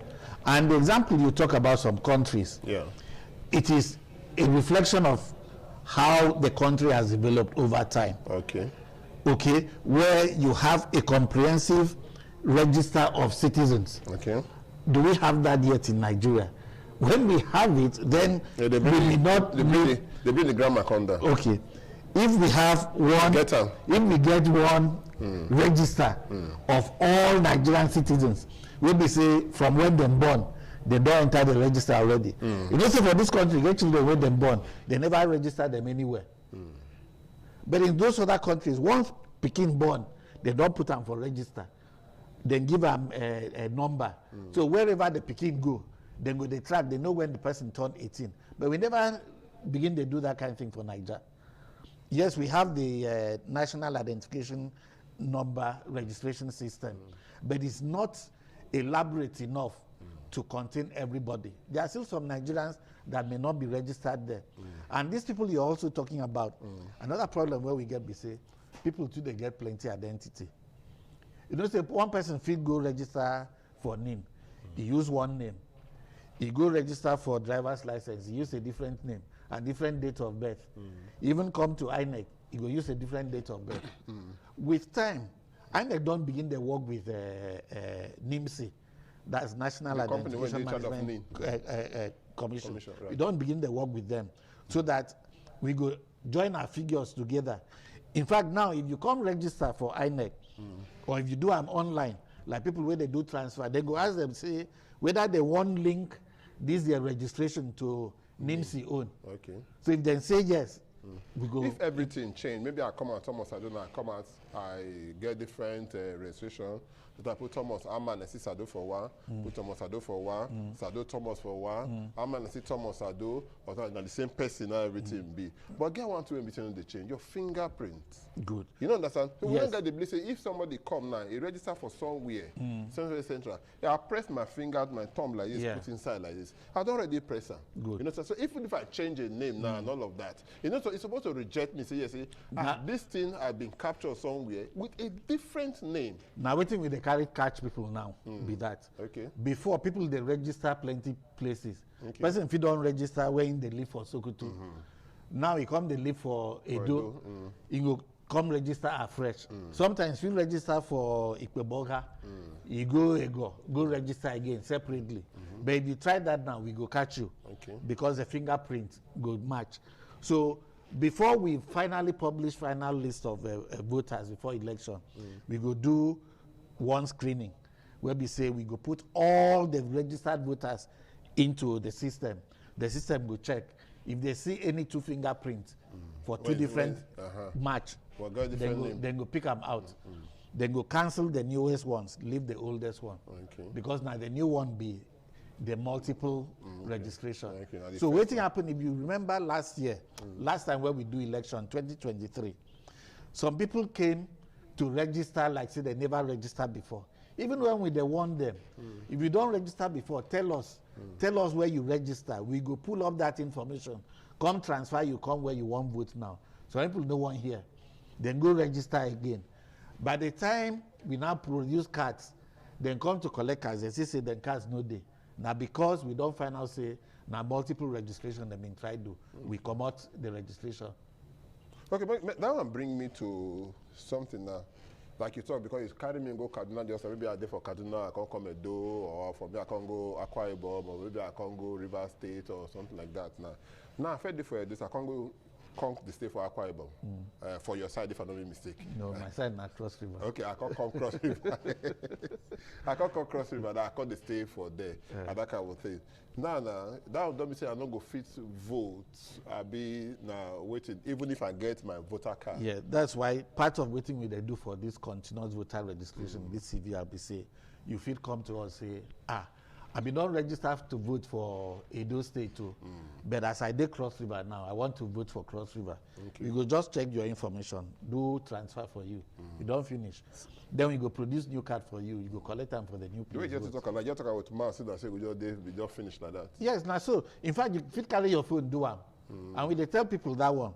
If they carry their phone, go internet, go cvr.inecnigeria.org. If they just go that portal, then go do and pam for their phone. Okay, I hear you. We do with our brother and friend Oba Ifanga, the ONBC that is with the resident electoral commissioner for Edo State for INEC. We do with our sister and he tell us so many things. But more just takes more break, more drink water. We'll come back, not go anywhere.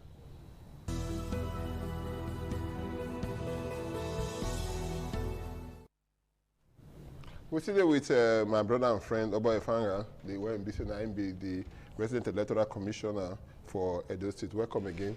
Thank you. To daughter the heart of the matter. No say small time I will go end down. So I want to make you be say you take your biro and pen, or you know what be say you use a pen to make you write this number down, make you call it, make you ask her any question when be say you did for your mind.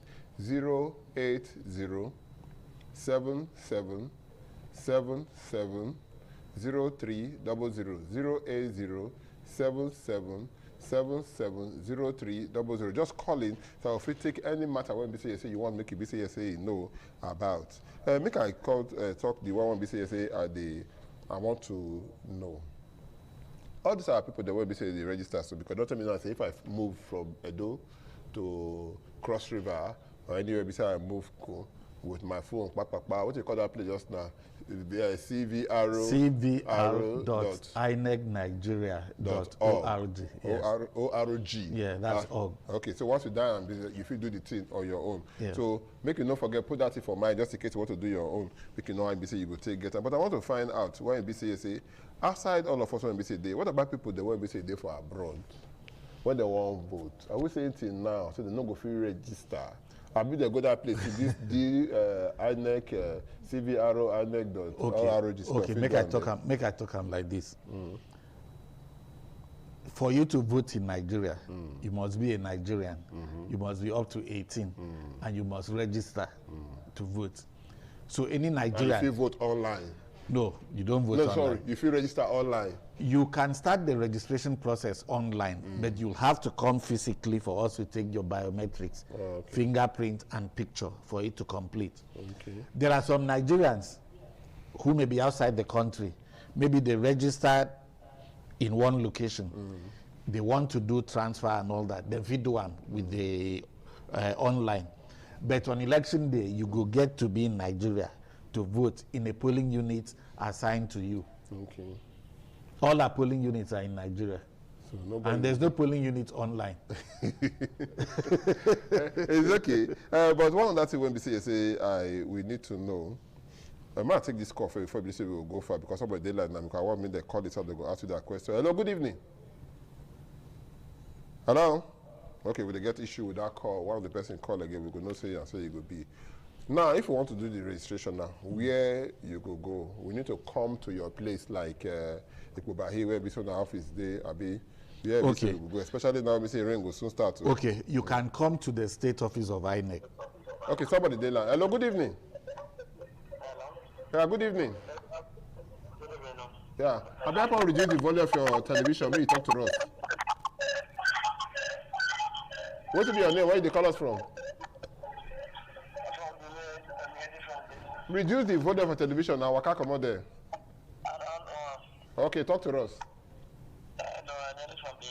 Okay, talk to us.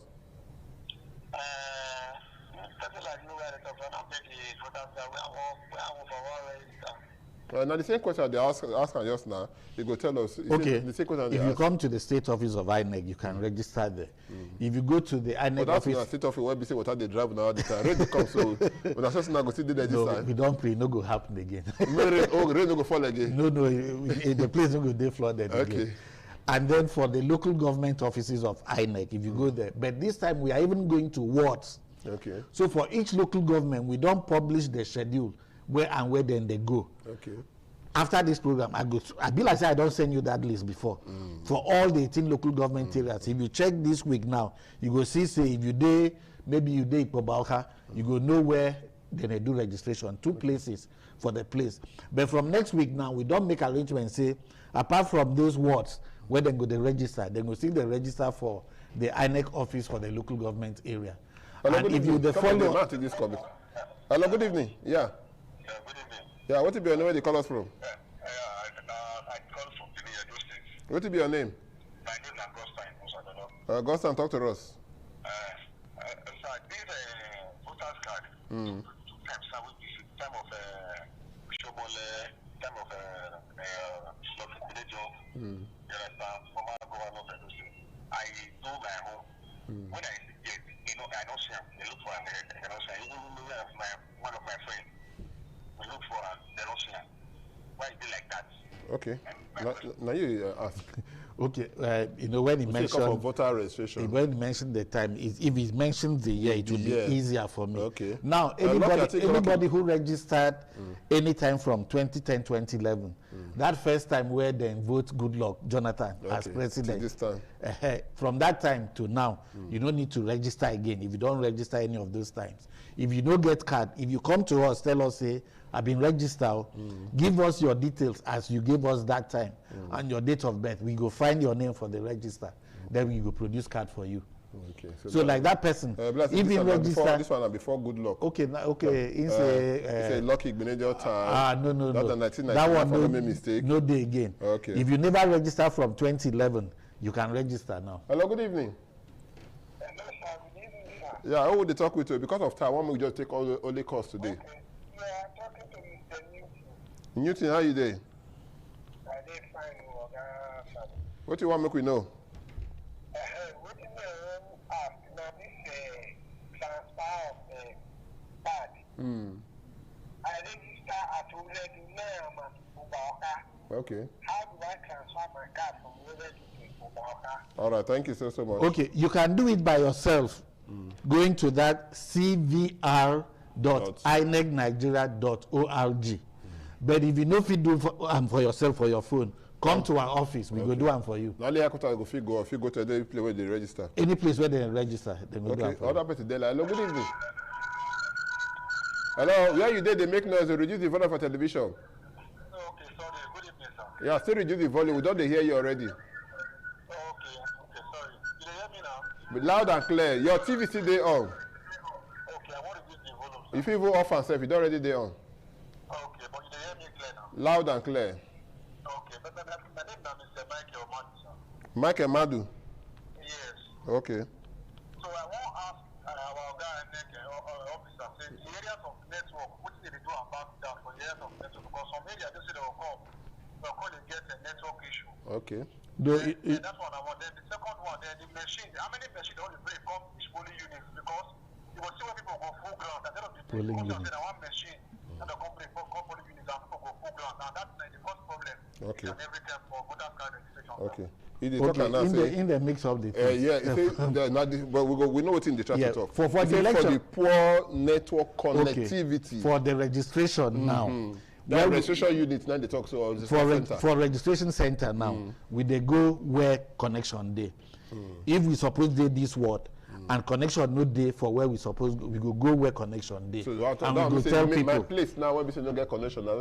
People are there they no, we go tell them. We go tell them where we go do the registration. You know, if we go any ward, they no get connectivity. We go the nearest place and we go tell them come here, come register. Or the INEC office for the local government, we go register them there. The one way you talk about on election day, the way we do election now, that's that day, because the machine they use, you know, they take register them. The machine they use, they take register them, you know, it's working effectively. So we've not had a situation where people say then go to register, they no attend to them. We go register all of them. Okay. The other one that they talk again, and this may be your fault, Sha. What about the area where Bla say that they get security challenges? That's why very big. That's why we they work with security outside agencies. you now, outside the voter people work on register now. Even for your staff, whether ad hoc or the real staff where they do the work now. Yeah. Which measure they put on ground to make sure that's why we they work with security agencies. We get one committee where we call for big grammar. Interagency Consultative Committee on Election Security. That committee for states here, na Reg be chairman, the Commissioner of Police be co-chairman, and then all the security agencies then they sit down for together, they discuss. So all the security agencies are there. So if we need to go to places where security challenge, we go let them know. They go know as they go clear. We heard the other day say some political party they just call like just now only their people now the business go register. Sorry? Some people just there with the ESA for some registration centers then. Some political party just hijack the process. Say now only our people for no, the political party. You know fit be now. Person will come to register, they don't write a political party. The fact that they come now, maybe the anybody can bring anybody. Then go sit down for line. Turn by turn, we go register everybody. Okay. So that kind of one, like say, so nobody, if you see that kind of thing, not possible. No. Some people fit try and bet. It no go work now. Because our staff know that anybody who comes to register, provided the person is qualified, they will register. Hello, good evening. Good evening. Yeah, Hello, no, sir. Thank you. Who they talk with you? Okay, it's like Monique Precious. Monique Precious. Yes, sir. Okay. But get one question when I want to ask. Ask him. Who registered since 2010? He will use the card. He don't tell you before now. Who registered since 2010? Yeah, you don't need to register again. Okay. But maybe you don't misplace your card or your card scatter or anything. If you come, we go produce new one for you. Okay. If it be say that time when you register. This time if you do it now, be now yes. Come down for no, now you go do them. Any of our registration centers. Yes, we go do them for you. Okay, but now it's talking about they go from ward to ward. Yes. And unless they what when we get for this country over 100,000. Yes. So for each local government, like for Edo State now, the way we do them, we don't draw most of the one are 10 words to. Yeah. We don't draw up the timetable already, and for those wards, for those local governments, the electoral officers then get the schedule, then they share and tell people. We put them for our Facebook page. Before I leave here, I go send and give you so that I get for all the wards for Edo State. You feed the publicize, or if people want, our staff in the local governments, they are telling people where they will go. So for this week now, they were in many of the local governments, they were in 2 wards at the same time. Next week, they know the places they'll go to. They will also announce. If I don't make mistake, I know say I get so many unclaimed voter cards. Yes. With now many. Yeah. If people run to 1 million. I know you know it's like okay. If you run with 500,000. No. Okay. When we say they would when we say they don't get them. So people they want to those are when they know how they do them. The cards are still there. People come, they go collect them. But waiting the truth be say some of those cards be like say the April don't die. Okay. So there's no way they will fit collect them because it will be cards of earlier registration where the April never come collect. Or if you be say the April don't move, go another place. So they don't do transfer, they collect new cards there. This one are old one, they no go fit use. If somebody like me register from that period of time when you say you talk, when you say I don't need again, 2010 Abi? 2010, 2011. 2010, 2011 to this period. Yes. Then my card don't lost. Yes. I just come for renewal. Yes. What about if I don't register before that time? Yeah. I go do fresh registration when they tell me? No. You will tell us you don't register before. Right. We go ask you when you register, you tell us. Even if you don't remember, at least your name no supposed to change. You go tell us your name and your date of birth no supposed to change. Once we get that information, nobody know in date of birth. That person no go. No, if you don't know, no, that's somebody tell you. That's somebody tell you. I know. Now, when the problem be is that, but if you tell us, say, now my name be this, so I register for this state, and we go ask you date of birth, it will help us to pick up your name. Okay. But if you don't remember the exact date of birth, it dey hard small. But last you go find them out. Okay. And if we don't do like that, if we allow you to try to register, by the time you take your fingerprint, you go pop up for system say, this man don't register before for this other place. To multiple registration. So we go just help you do transfer. We'll take a very short break because more shows on the latest thing we see they happen around us. Before BC will continue again with our brother about Efanga, when BC will be the resident electoral commissioner for Edo State. Stay with us.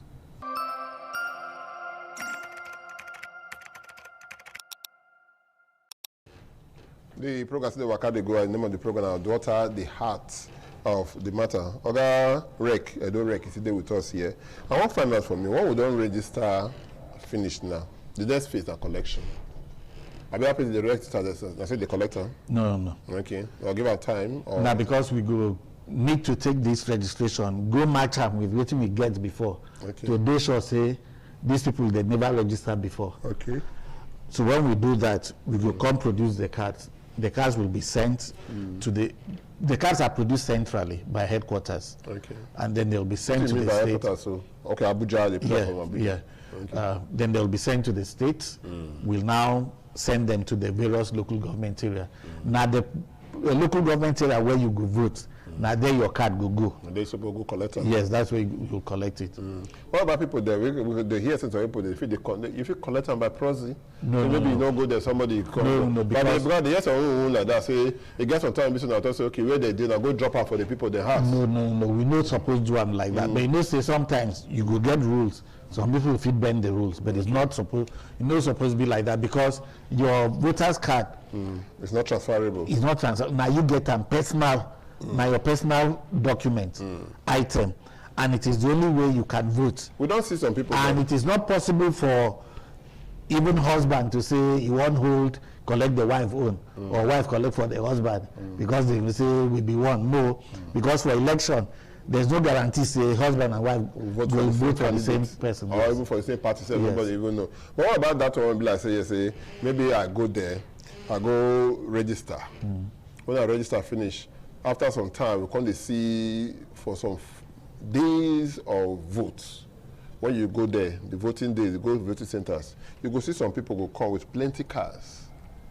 We don't see plenty cars. If person carry another plenty cars, you come to see the show and give people. After they don't see vote, they pack up for their hand. That time don't pass. Okay, but you know that kind of thing. You know if it happen again because of the beavers what they use. That's bimodal voter accreditation system device. That machine be say when you come to vote, you go bring voters card like this. We see say na voters card, na legitimate voters card. That's not enough that you will vote. We need to be sure say now you get that identity way before that voters card. So if your name then na Paul Peter, we go check Paul Peter. You go put your finger. Your fingerprint must match with the one of Paul Peter when you register. Okay. So if you no match, now they say maybe you get them. If that one no do, we use photograph. Either your picture or your fingerprint must match the one in the system. If you no match, you no fit vote. Okay. But so even if people collect people voters card, they no fit use that do anything. Somebody like, hello, good evening. Good evening, sir. Yeah, but who they talk with you? My name is Desmond. I come from What's your name? Desmond? Desmond. Desmond who? Ogbebo. How you did today? Pardon, sir. What do you want me to know? I bet my voter's card don't scatter finish, brother. What do you mean by say scatter? It don't play the face. You know, they say I don't. Okay, your face not there again. My face, that's what we would see. Okay. The cellophane where they say wrap the back out. You don't remove a wrap bread. Eh? It don't pick come on. Okay. Okay. So this okay, one you go call out say deface. Deface. Two ways. Either on your own, go to cvr.inecnigeria.org. Go apply, say you want replacement of card. Okay. That's all. If you don't do them like that, come to any of our registration centers. We go do them for you. And that will call to register again. No, maybe register. We go request the card, make them produce new card for us. But not be automatic. No. They go produce them when they produce other cards. Hello, good evening. Hello, good evening. Abel, what is your name? Where do you call us from? My name is Lovett. Lovett, talk to us. Okay. Because of this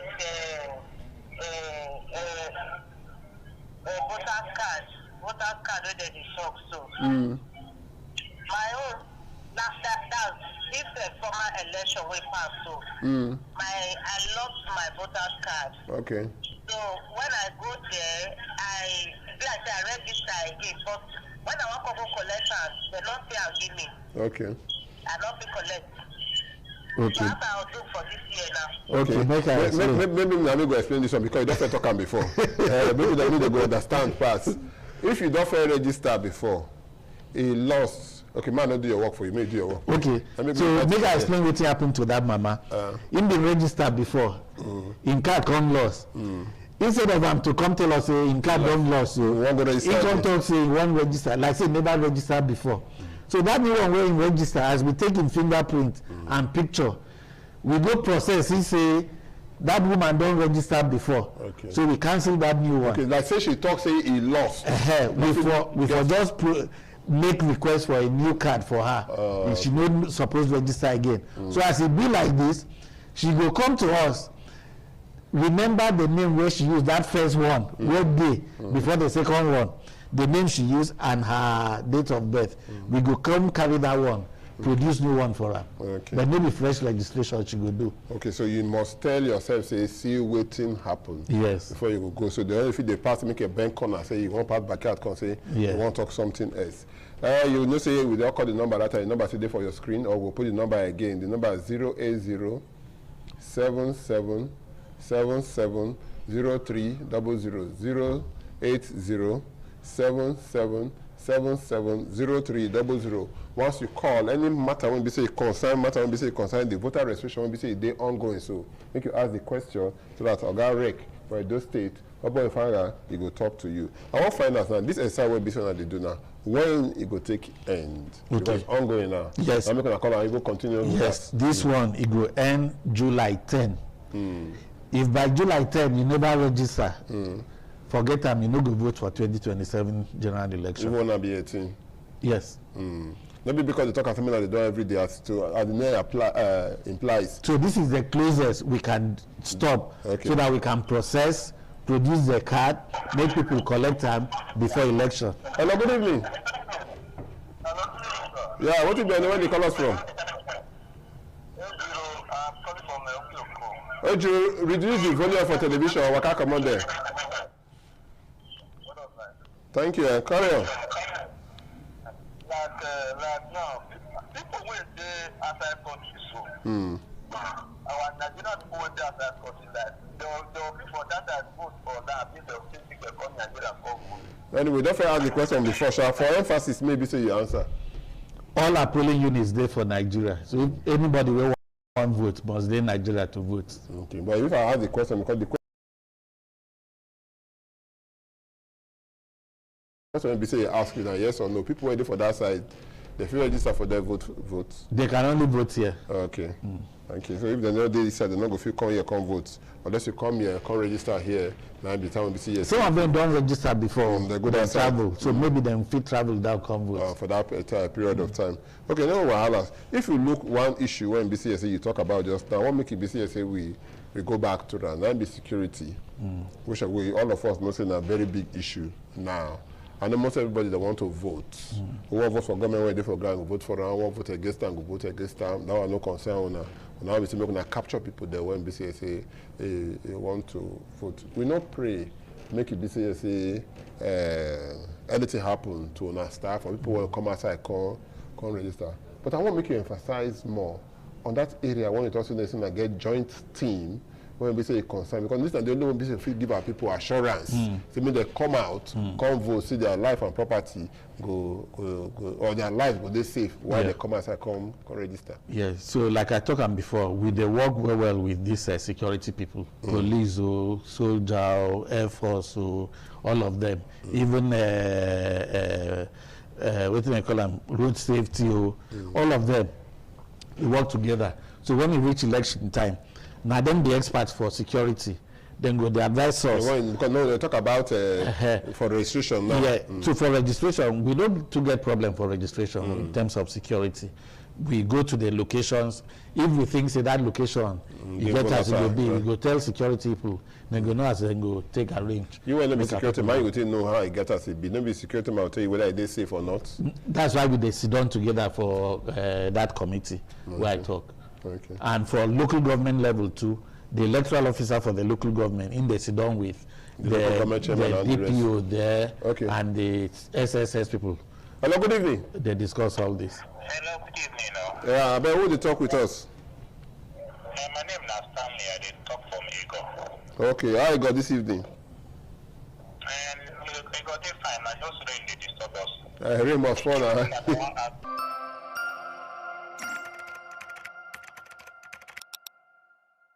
You see our brother when we say call just now, he said name be Stanley from Ego. It's not only rain I disturb them from for this. So I want to find out from you. You talk and now say person like you when don't register before. And they can't get issue without registration and that kind of thing. You understand? So any kind of issue. Any issue. If like that person will talk say the card don't deface, the rapper don't they come out, or if you can't find out say them you make mistake for spelling of your name or anything, or you may just like to vote for that place again, you won't vote for another place. Come to us to our registration center. We go help you do the correction. Hello, good evening. Okay, Gele that side. How the people will say this side for this registration, some of our people will say to don't misplace their voters card. How they will carry that because the year of the doctor now or the 10th of July. Now it go end. Gele na part of Edo State now. Like Bubaka na be that wife and no make mistake. Now to go to to find out the day where they go to the ward near them. Okay. Go do that. Otherwise, if it come the local government office of INEC or even head office of INEC. Okay. Just as we do with the one. The nearest registration center. Just go there, tell them what you want. Okay, we'll take another short break again. Once we come back, we'll continue for where BC we stop because we want to make sure see things they work out well. And don't forget the number one BC you go call. That be 080 77 77 0300. 08077770300. After this break, stay with us.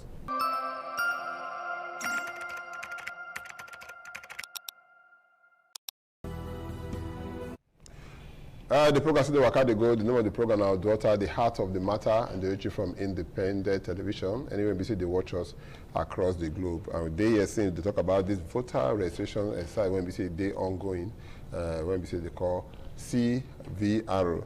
Ogarek, Edo State. The time not be our friend again. You say time I want to see they wait for, no they ever they wait for you. So I want to find out now. In case I say make I let you come out here now, which advice you will give our people there when say they don't become they don't reach to vote? Okay, anybody who don't reach 18 and the person in Nigeria, make you come our offices or any of the registration centers, we go register them. And they have between now and 10th of July. After 10th of July, we don't close for this season until another season. But it's not they move from place to place now. Yeah, so we have the schedule. If they Facebook, they follow us for INEC Edo State for Facebook. Then we see we don't post all the schedules there. INEC Edo State. Yes, on Facebook. I see all the schedule there. Get anything another thing when you say you want me there, no? No, make people just tell us the truth when they come to register. No, seriously, because I see some people, small picking, they won't come register. On that age. They will give them wrong date of birth. When that picking grow now, it will come affect them. He won't open bank account. It will affect them. Or he won't go right to school. What if you see on that age, because you get one they see now for social media, one small picking come like that, it's in there 30 years. No. That one now is a special case. That man who won't go contest election will be 30 years. And the people there also know him. He go bring certificate. The thing is, if you come to register, we go assume say you be Nigerian and you be up to 18. But if the registration officer not too sure, if you say no, prove to me say you be Nigerian and that you be up to 18. It is now left for you to bring whether your NIN or international passport or birth certificate where shows say now you be the owner of this. So that case, when I tell you just that one a special case. Yes. No, I watch the thing for TV now. That is 30 years. They might reach 30 years. You get some people like that. They call them little people. Okay. And I saw them nature. Mr. Abba Ofanga, thank you so much when we say you join us. We sure say next time when we say we'll call you, you will come here again. And they always they go. Thank you. I want to thank all the people that when we say calling to the program. We're talking about so much. Stanley, when we say day for a go, we thank you. God's time when before the Lord, we thank you so much. Newton, we thank you. Mike, Madu, we thank you so. Monique, yes, Prosper, we thank you. And we say Desmond, Bebo, we thank you so much. Love it or more, John. And all the people that when we say try to call in, when we say yes, and if you calling, we talk so much when we say when I join us. My name is Thomas Ado. Don't forget to man when naked, you know the point for pockets. Now good evening.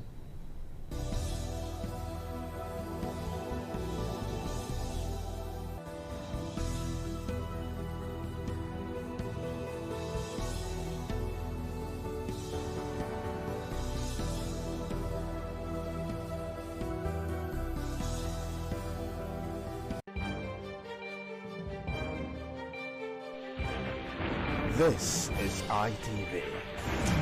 Certainly.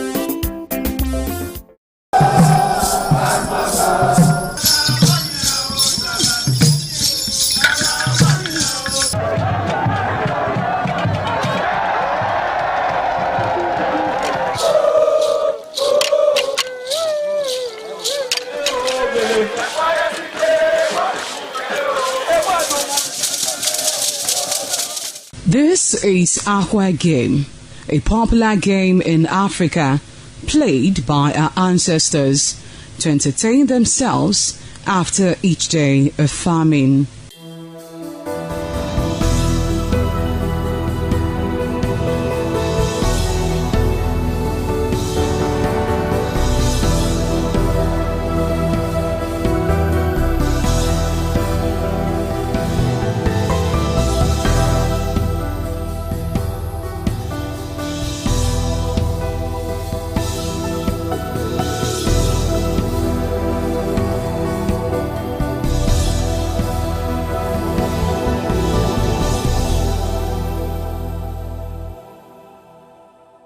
It is also relevant in our coronation in Africa. It is a sport and indeed very interesting, as every seed had a role in the game.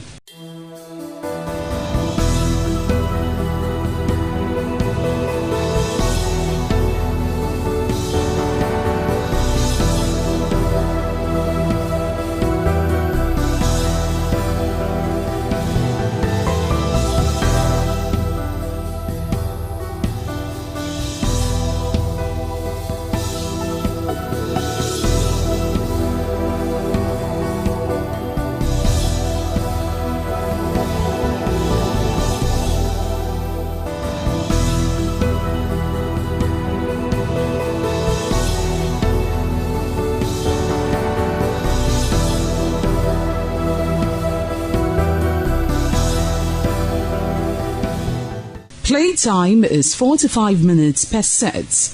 There is no age limit as long as you can spin Akwa seed. Ayo or Akwa game, known as the game of intellectual. This game requires a lot of mathematical skills.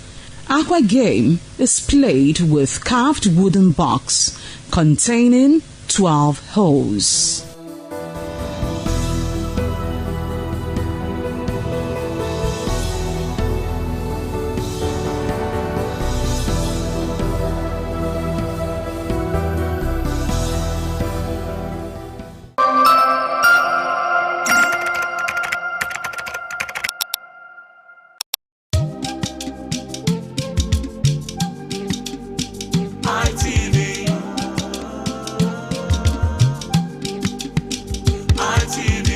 ITV, certainly the best.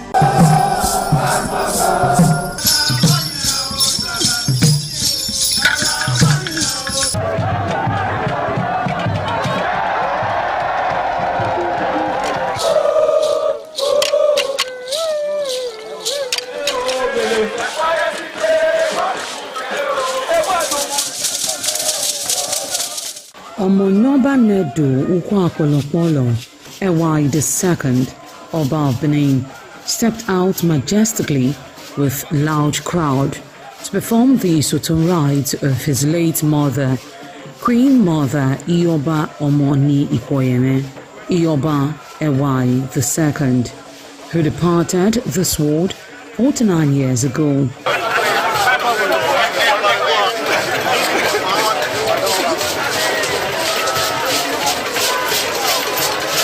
Isoton is a traditional rite of the procession in memory of the departed person's spirit in Benin Kingdom. It is usually heralded by public display of the departed person's influence during their sojourn on earth. The display of a human effigy symbolizing the departed royal matriarch was preceded by the Oba of Benin, who led the procession from his palace to the Immortal Shrine at King Square in Benin City, where he offered prayers for the repose of the soul of the Queen Mother, Ioba Ewai II.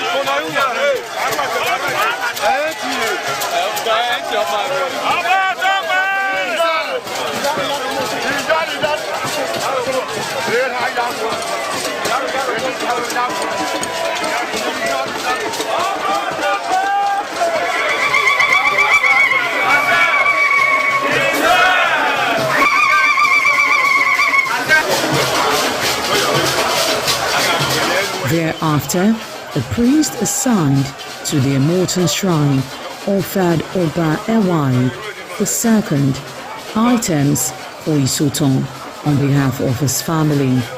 However, Chok, known as Uri, represented a chair from royal fans after ancestral spirits were invoked to bear witness and announce his arrival. On his way home, Oba Ewai paid tributes at various pilgrimage sites, including Queen Idia Tomb, the side Oba Market, where a cheerful crowd of traders abandoned their wares to catch a glimpse of the royal personage and join in the celebration.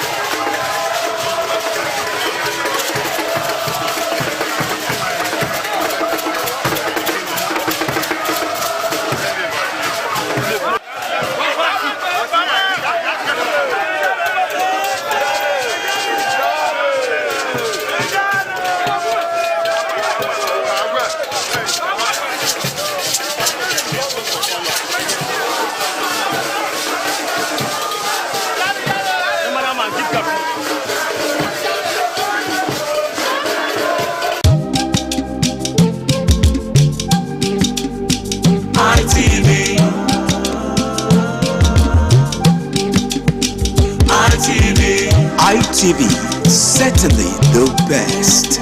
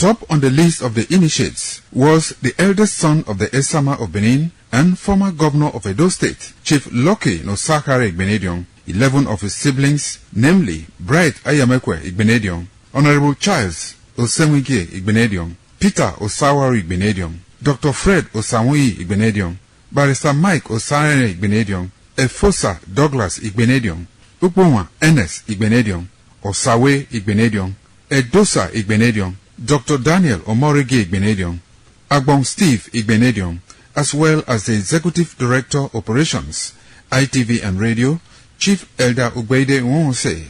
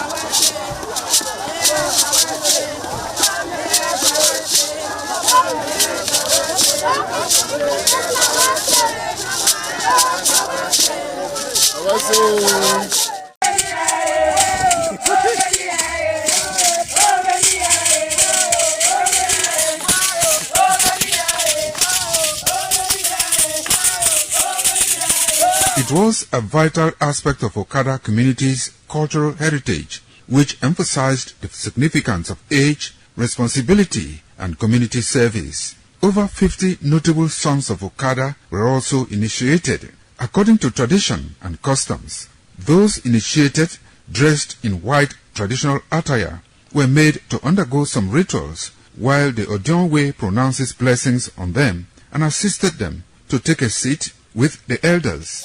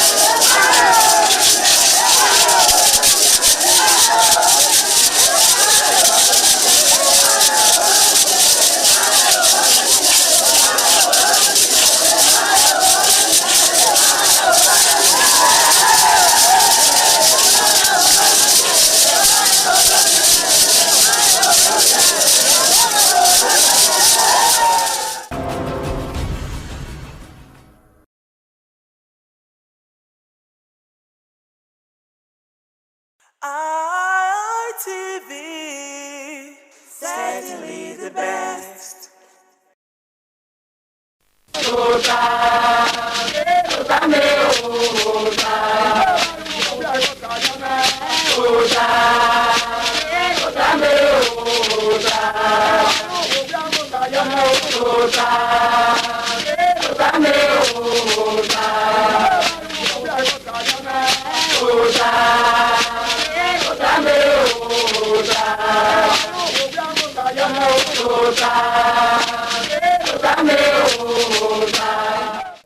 Ile dunogo me wa be ne kai wa bota wa bi dami ho ogi bota o se edono pebu manohia gba gun ayere na edene na unda we erima eruwa ohia we se epe already mana bi re ni madogun we edogun ameme ibota na uta ge ni ma gwan we dene na oye ijo na wa no go me gwan ye ogina ibota na oye otemere e Victor ibizugbe uto ni wa adoro wa ka de risi alawo ma ge guwa aro Atrabi Ewayahami.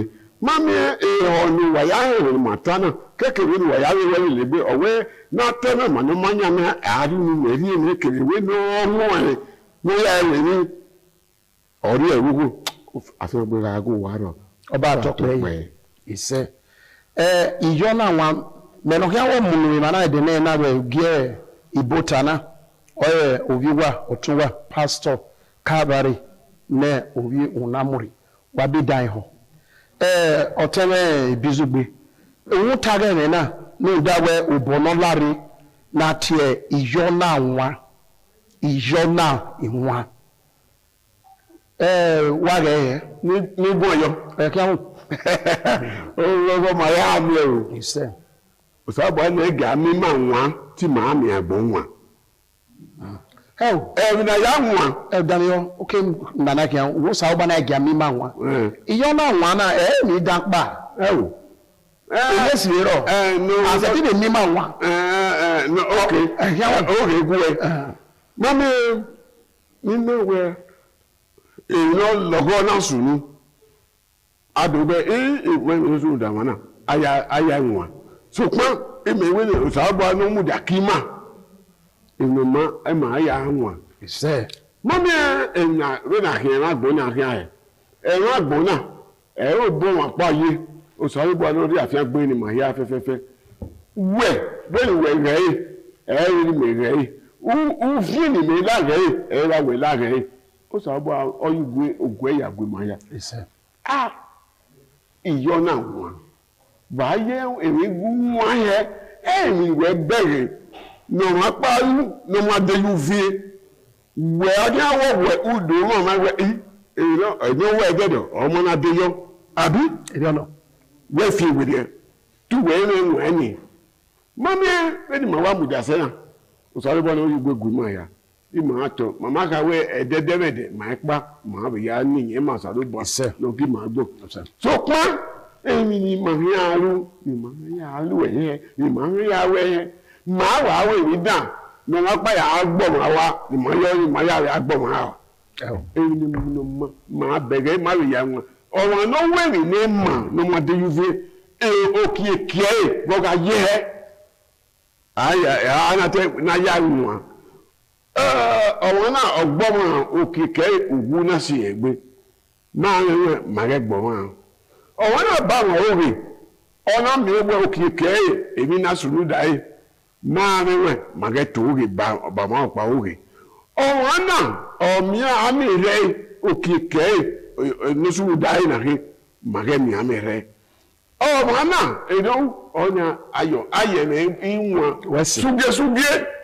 Then we your pa akwe omo na de yuve na me we no okay ke ma yama ya we na ma de yuve o ya me wa u fi were edo bi no we no de yuve what's it so pe aye oba to pe ise edo no pe wa ho mi no ti ma mu emi na e ke we bi no ya mo yuto ijo na wa na okay ga enwan na rie uwe ni keni no sunu ewa na riwo bi ni keni no sunu o eni esi no eni da no ewa bi eni na wewo bi ni no sunu na iwe ni wewo uya nwa ni gbo uya dolu ni meji uya dolu kiawe ji uya dolu gi wa weji gimale ma gwe era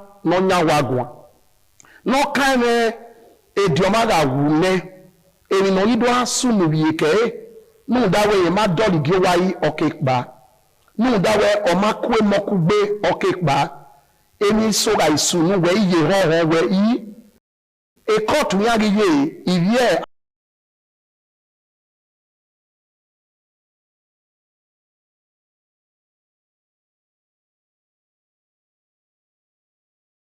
amada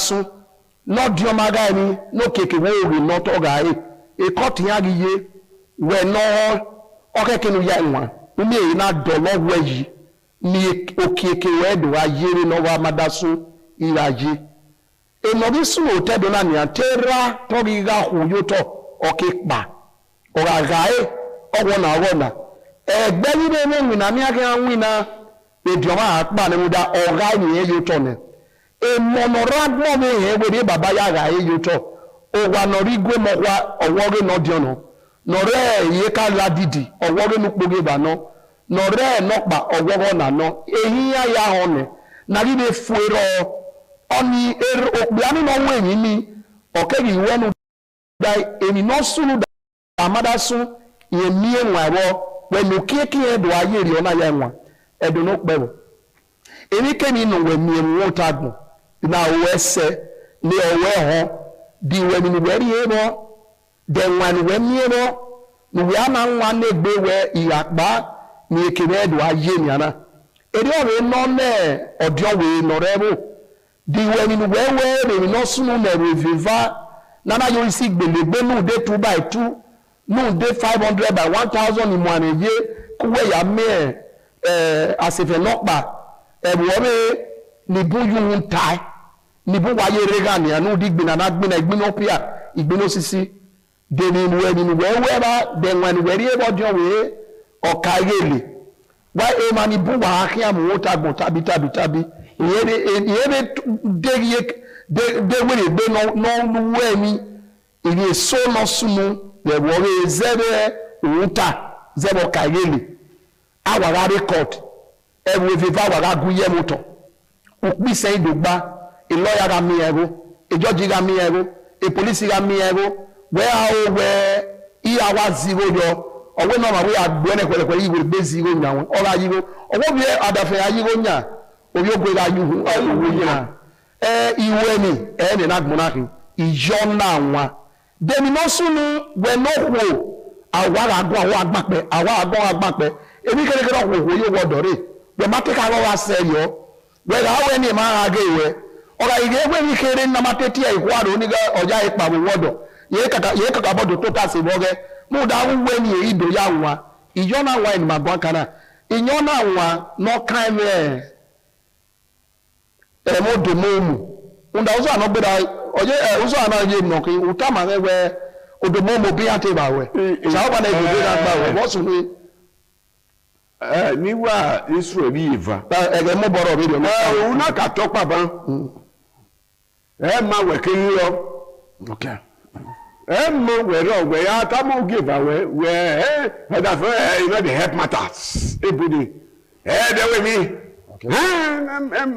edami hoy usabu na egwu wa pa yo were ye doge yi usabu na oke mahamu alawuda ino sun da ba bi ona ya nwa ni we are nwa who da me bege oku na ya agwe oku no give ai gun idume na me tale agege ye ata oku na gba we na magun na oruyi oda fun eri wa me yi na lo no ma no you know wa wu omo fode ehu ma give me ko ya jo wa o gba ga ori wa de ekima ni ma fimoti mari o kan ni ma hia hia we gi mate wata ma gbe ekima e gbe ewu le ma ewu ma ma ne esa vebe o ha de no mu yo to na gi ma gele re na mu pa mu re o mana mewe ogi na ya bowa yogi bowa to wa le gwo kwa gi ma ye ma ta gbogba ni ma mi kena lago o da o baba na ma ni bi ewu na edo di do wa ke ni bezi o da wa ya ke mi edo ma to re de edo ma be de ke de owe do iru kebe nata mi ata bi yoke no pa wa bi ta do bi me go yiko via eri yiko re wa ufi pa e ma ya gbe ni yi o ba ri mana ma ya temu na ta ba ki ma mo ri yeke ise alawo da ma ya ise wa to oba to ipe o ise do no pe o zebe ni hu ta na gbera gi we no dani yi mena di weni ni we eni ke ni admona iwe ni yakin usaloba ke ni enwa ni ma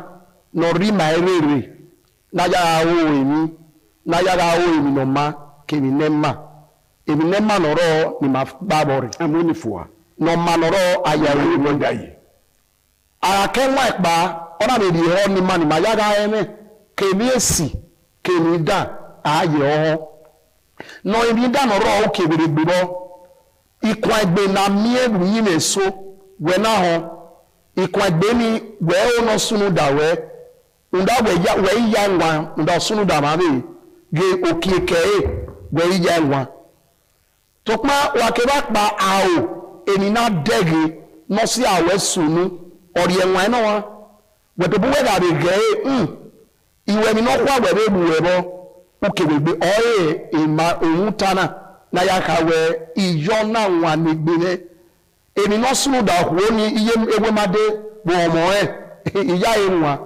iwe egbe mu etinya ose oso wa ho ye wodo na wa lawa we re yo ni nwa we no ri ohweva we mo pa so pa we na ra o we emi we wa uni emi esi no okeke ga ri enu we te ya oji owe we na ya oji obi wo mon wete mu etinya ga o hewo mai eni mari zeyu mu we mazige sukuna no mazeyo eni zebi ya agbezobu ya ari da ekokiyan eni ogi enu sanogo duari pase yo no ri tomusa yo e ma be ri o we ga be ge we no radmo u ya nwa ne gbo nda o kana be ijona wana eni no bu o deka mare bodio we egun igbina otona gbinaji unukpo na ya ho owege na ya gwe ogoma ege na muria no weda igege na kenorie we no dion we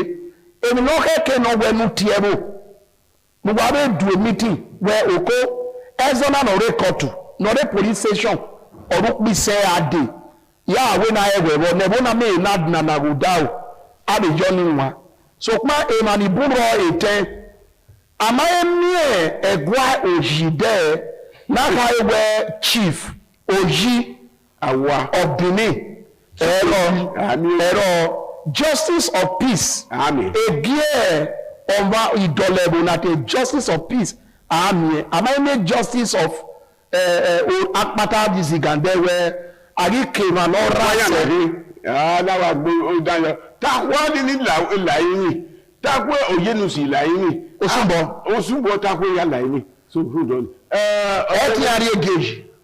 Teme cavalry. Otani no mari wa eti ari egeji. Na laini owo bonbon. Osaba gi ma de ba iri. Owe idolowo o sioba. Lao igo wo ma fi ayo ohun. Emi no sunu da Osumbo anini ofere. There a police gi jamu. Ema e police sogi ya nwa oji no na ri mere na ya nwa we amami adian ma to lo we iya na yin ni wa ibu boyan iya na yin na hoho filoka yito to koko moto rahia ye ho so pa ye okeke oho ema mami ewe mamu yito na ewe no gbadun no fu ma ya gbe no dole wi mana yi no ya lauda wa guma me no gwana ite de yo me ti yo wo lo ma alauda o emeno edo to temu ni maya o lauda o ni maya mami o ba ima o wi la dandere o na we e ga yin be na ge wi me no ma ni me e ko na ma no ba o na ma newo ona be muhino buyuto so kwa ima so na amu emo ba awon no mu emo ba omo emo sadobua huda oba o sadobu mana no ibere o de na maberi o sadobua ro de nwo no go no be bo ba de so allow that mo yami baba na nia e me ro meta na we ni magun kana no kana aya nwa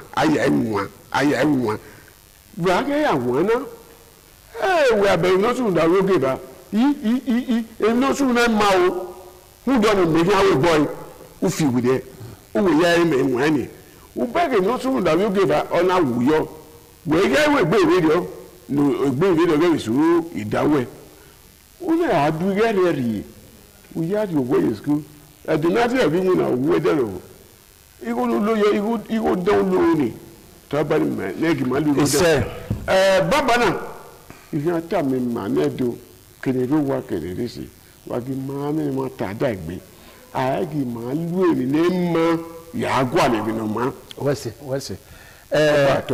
ise edono pe oni ze gedi o ka pa yo emu ewu tana ga ijo na won o popa ke yaro ona ri yoku eva okune no keke odoga ewe omodion okuno no kao okenye be and ibuna no bungwa oboho obi ogi zukpo giva bukbia yena ira we ni egbo hani no vi edoga odion okay ipa na ari dobo ogi so dobo na obona tali ni ya mabogwe ye o ni vi ira odion wi gewa obona wo ma obona do we bu na wo ne ona we yo wi ahi iye kere ba to kana mame ogi we yo wi akona wo mo ari wona wo aso wa bu ta kwere bu doge ona gwa iri ba o ta no da do we no lawa ni ku bi ba ku ba na wo no gbera ri yoko wa otiko no mo wi ahi na no mo yiba no mo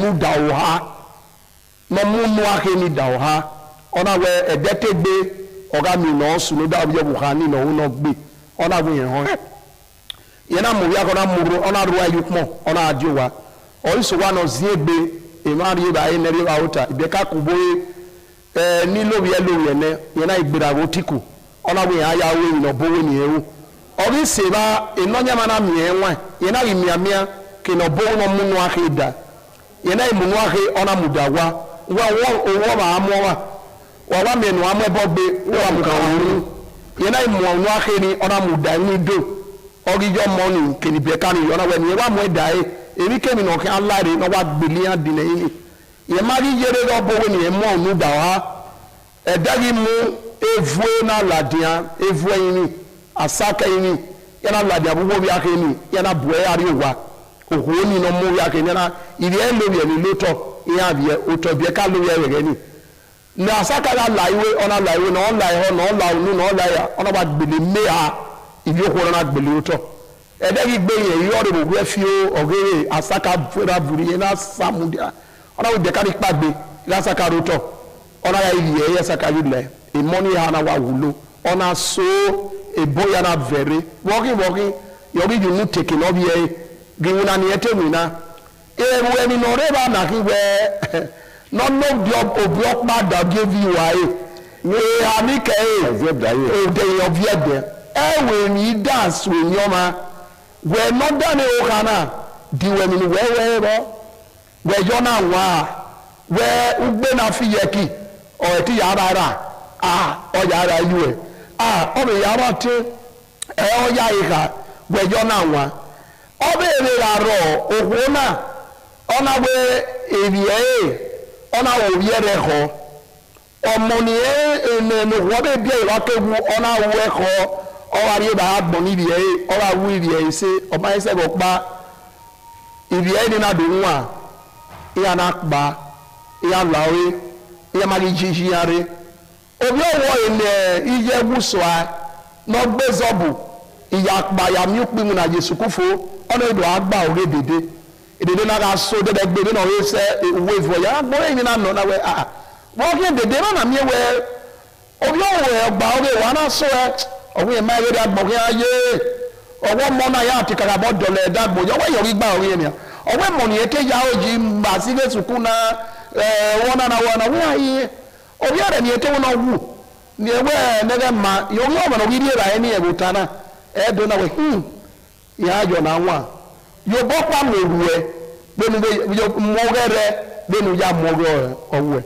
ibi no wa ke go we love your neighbor benu ya love egbewe we mo ge ba we ze ya we ni we ki a we egbewe e wo bi o ma re oye ijo na nwa uga o ku no dueki e be so dueki ara yo boss irowa un da ye ri 5000 ya ri ra re de we ga ko 7,000 ye de 2,000 adi wa ora is up no the boss you wa okieki ola wa o ma mi ya do di we ni we ba we ne do ba di we ni we no sunu da ge ba we no bo ebo no kan we wa o we re ma no ka zo bo ne gi ragbon di we ni we ba we ne tisa we ne police di we ni we ni no ka gbera ijo na wa oye uta ni magwa kan de na eten eduno peru de ni we na we se ni owe o ni we dege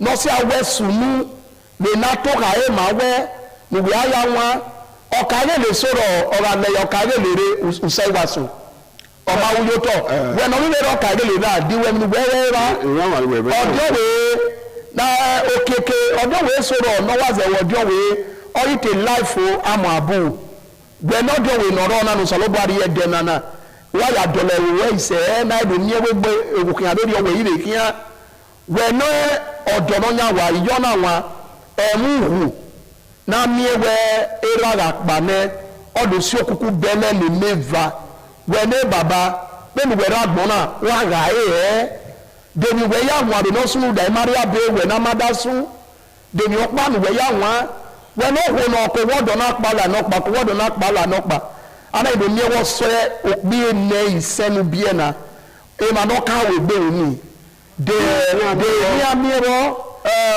kavari domo wa la agu e mami awe na zi egbe lo gba wata ebibi aso eni mi huni ta edunewu wa edunewu izomo wa wesi mo na dami hona mata mami we be je gba iha osu wo he obi odilekwa mami we na me ko ni ma da lo give owo emudia owo ami obi oji ya ye temutemu iya awulo wa ho iya awulo po so bo no like bi ma wulo suva so bo no yibo ni mo ni ma ya la woda me no guana mata ma we na ya tie me abi tori gbe me ki na tori gbe me na tori wa ni dakime gele era me okwe hari we na ye guana ibi era me iye na gibi me ime fi an bagbe magbokuba era me giro iye me giro iyan no we bi ode eyi mi ro so pa ime di ayi me owiye ani owiye mageleke osabo fi agbe mo mami owan no me ko e dan lo ya gbo owi otu elu osalo gba emi amia oyin no oge osabo ayi ma de yeke na la ogogo emi omo ere yuto osabo na gulogo ma la na gbe se really ma ya ta na owe awemi ni magwalo boye awemi mana u da ogieva lórí wonu da egbo ẹgẹsẹ mana so ko ugena so fu me re na wese ri mage ibizugbe edono pemo makaka bo pomu wa no dani uta ogene na no kan ijo na wa ota ma we bi magwegbo e ko we ara no uta we e ko we o kan kini ya fe we lao èmi na dege ya bo ọmọdé èmi no ya bo ọmọdé ní ayo na wa we to bu we negbo e no negbo e no da ọ̀rọ̀ salobarun da eri awo ni ma na ya age orun da eri ri oni ma ni ma ya ra won na ga ye ni kemi na dege bi na won ya ra nwa ni gboma e ba ma na mu gie ibota na se ufome obe ku zo anode ọba atọpẹ yi Allah da ma ya ga mi o ile ma tu ibi go sahia ile ma tu ibi edo ya ni dani hima ma ga mi ologo ma iko afu gbogbo ya ro we ni Jesu ọba atọpẹ ise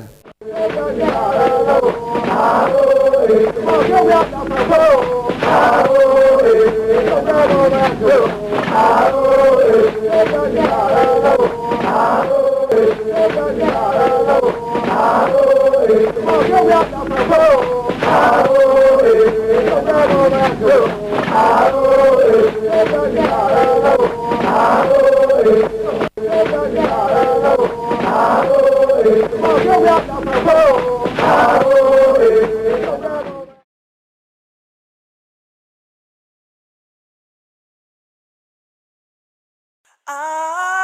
ITV, certainly the best.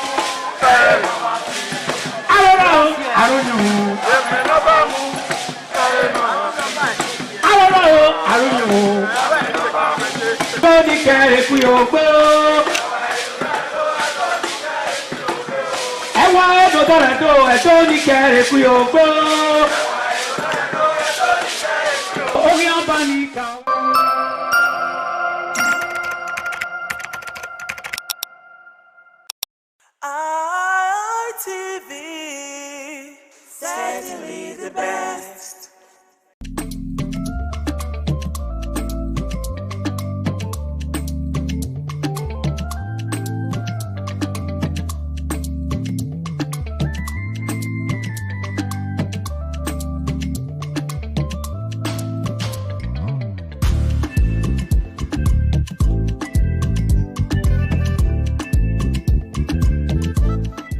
Hello, good day, and welcome to WIC Women in Conversation, where this is a table where women sit together to discuss things that are pertaining to their families, to the world in general. We talk about things that we think should be addressed as women. Anyway, today on this table, we will be looking at a very interesting topic that has been making waves in the social media. We're going to be discussing it and try to get our views and opinions of each woman that is seated on this table. You know how interesting this red table is. The red table is a beautiful space for women where we discuss and give it a positive answer. Anyway, with me this day to do this is Esther. Esther is on my right. Esther is on my far left. Esther Unen. Esther is, she is an administrator, educationist, and a proprietress. Esther runs a school She didn't want me to introduce her that way, but I insisted that the world should know that she runs a school. I knew why I did that. I'll let you know that later, but she is also a proprietress. Esther, you're welcome to the program. Thank you. Thank you. It's good to have you here as a proprietress. Of course, Children's Day is coming up very soon. So you're going to come back to this table to tell us more about children. Okay, so let me go to my near left where we have Dr. Juliet Igwe. Dr. Juliet Igwe is the business person on this table. She is a business and a leadership coach. You're welcome. Thank you very much. It's good to have you. And then to my right, I have Gift Furera. I hope I pronounced that rightly. Okay, so Gift Furera is a professional chef. She's going to be serving us lunch after this program. But anyway, behind the camera, I asked her what Furera means, and she says it's a beautiful flower. She's as beautiful as her name. Thank you for coming. Thank you very much. Okay, ladies, we're going to be looking at relationship with divorced persons, and I decided to bring in this to the table because of what has been making round on the social media pertaining Pastor Peace Ibiyoma. I hope we all know who Pastor Peace Ibiyoma is. She is the wife of Pastor David Ibiyoma. Okay, so during the week, Pastor Peace Ibiyoma was trending online after advising married women not to keep close friendships with divorced women, claiming they could negatively influence their marriages. The pastor went further to lay curses on women who snatch women's husbands, praying that they also will be inflicted with cancers, and even laying curses on the children. I saw the video and I decided that you women should speak about it. I don't want to talk about it. You all have your opinion. I have my opinion about what happened. So you have your opinion on what happened. I'm going to start with you, Esther. I also know you are a pastor. That's why I'm going to start with you. I know that you're a pastor. And this is a woman pastor who had come online advising married women not to have negotiation or not to have friendship with divorced women. And she went on to curse them and curse the children. What's the take on this? Well, personally, this has to be my personal opinion. Okay. So for me, I don't really think, based on my own personal opinion, that she was right to say, using myself as an example, that I don't have any business to do with women who are divorced. Looking at it critically, it might not be their fault, and going through what has been happening, what if the woman decided to leave the marriage for her health or domestic purposes, domestic violence purposes? Like we all know and we've been saying. So on that note, will I say, oh, because my sister left her marriage, I should not have anything to do with her? No, for me it's wrong, because it's not her fault. Basically, it's not her fault. For the sake of life, we all know, instead of a woman dying in that marriage, please leave. So I, as a fellow woman, should not, keep distance from the person. So personally, I don't think that was proper. As a pastor, is there a sin to divorce, for, probably like you said, it could be domestic violence sake, it could be different reasons why a woman decides to divorce. Is there a sin attached to that? Well, the Bible critically states that God hates divorce. But now, in this situation, under these circumstances that we are finding ourselves, if it has to do with threat to life, they should be separated. They should stay apart, Maybe after a while, after counseling and after advice, they could come together. But at that critical time, that has to do, like we have been initially talked about, domestic violence, the person should stay. They should be separated. Gift, let me come to you. Okay, this is a heart-touching story. I'm sure the video made so much waves on the social media, and I'm sure you have also seen the video where she laid curse and saying such women that goes around to take people's husband should be infiltrated with cancers. And she also went on to curse the children of such women. What's your take on it? Do you think it was the right thing to do? Well, for my own personal opinion, that cause wasn't necessary. Yes. And then if I will start from where she said, that we have, relating with divorced people is wrong. To me, I feel maybe because she might be speaking from the position where she is. As what position? As a pastor's wife, who must have seen a lot of things concerning divorce, and probably for the reason of evil communication.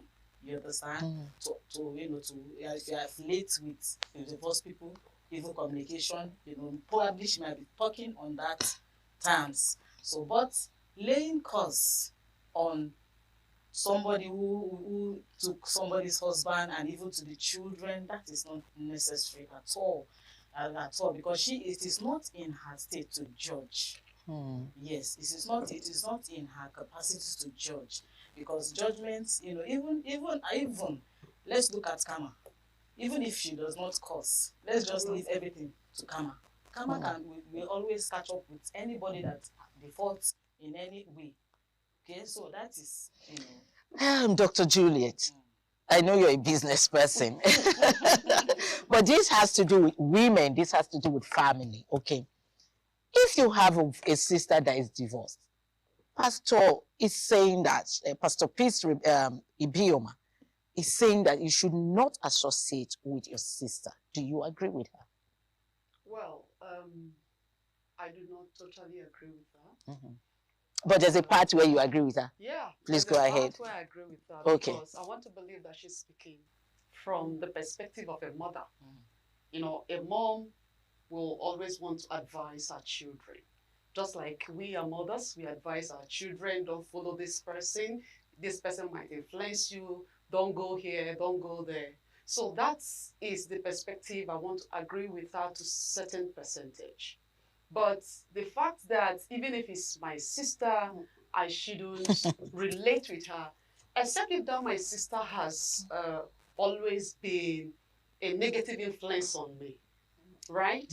But if I know that my sister need help, relating with her in that time of stress, that time of divorce, would actually be what she needed to really rethink her decision for divorcing that man.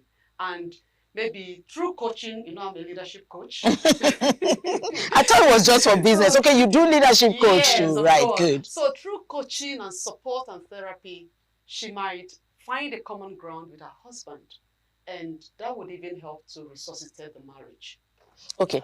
Behind camera, I was discussing with a man, not even a woman.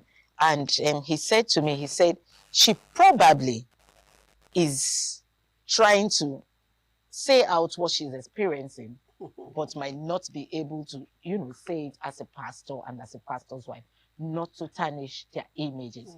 But that she might be experiencing, I'm not saying that's true.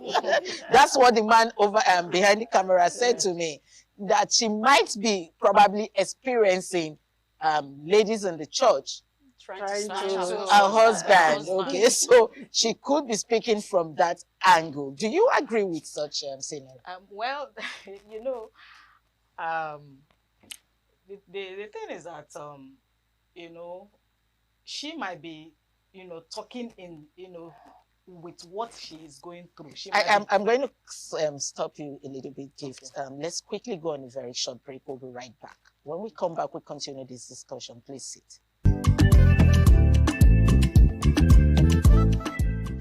Come back. It's to the table of WIC, Women in Conversation, where we discuss everything pertaining women, children, husband in a little bit anyway. But without the men, actually, we won't have the women. So we also discuss them. I just make them jealous when I say we discuss about them a little bit. We were talking on we're talking on relationship with divorced persons, and you were saying something before we went on a short break. Please go ahead. So what I'm saying is, you know, she is a pastor's wife, and most pastors' wife, they go through stuffs that they cannot relate. They cannot share, because they should be the one advising, not them talking about what happens to them. So probably is a ground for her to now peer up.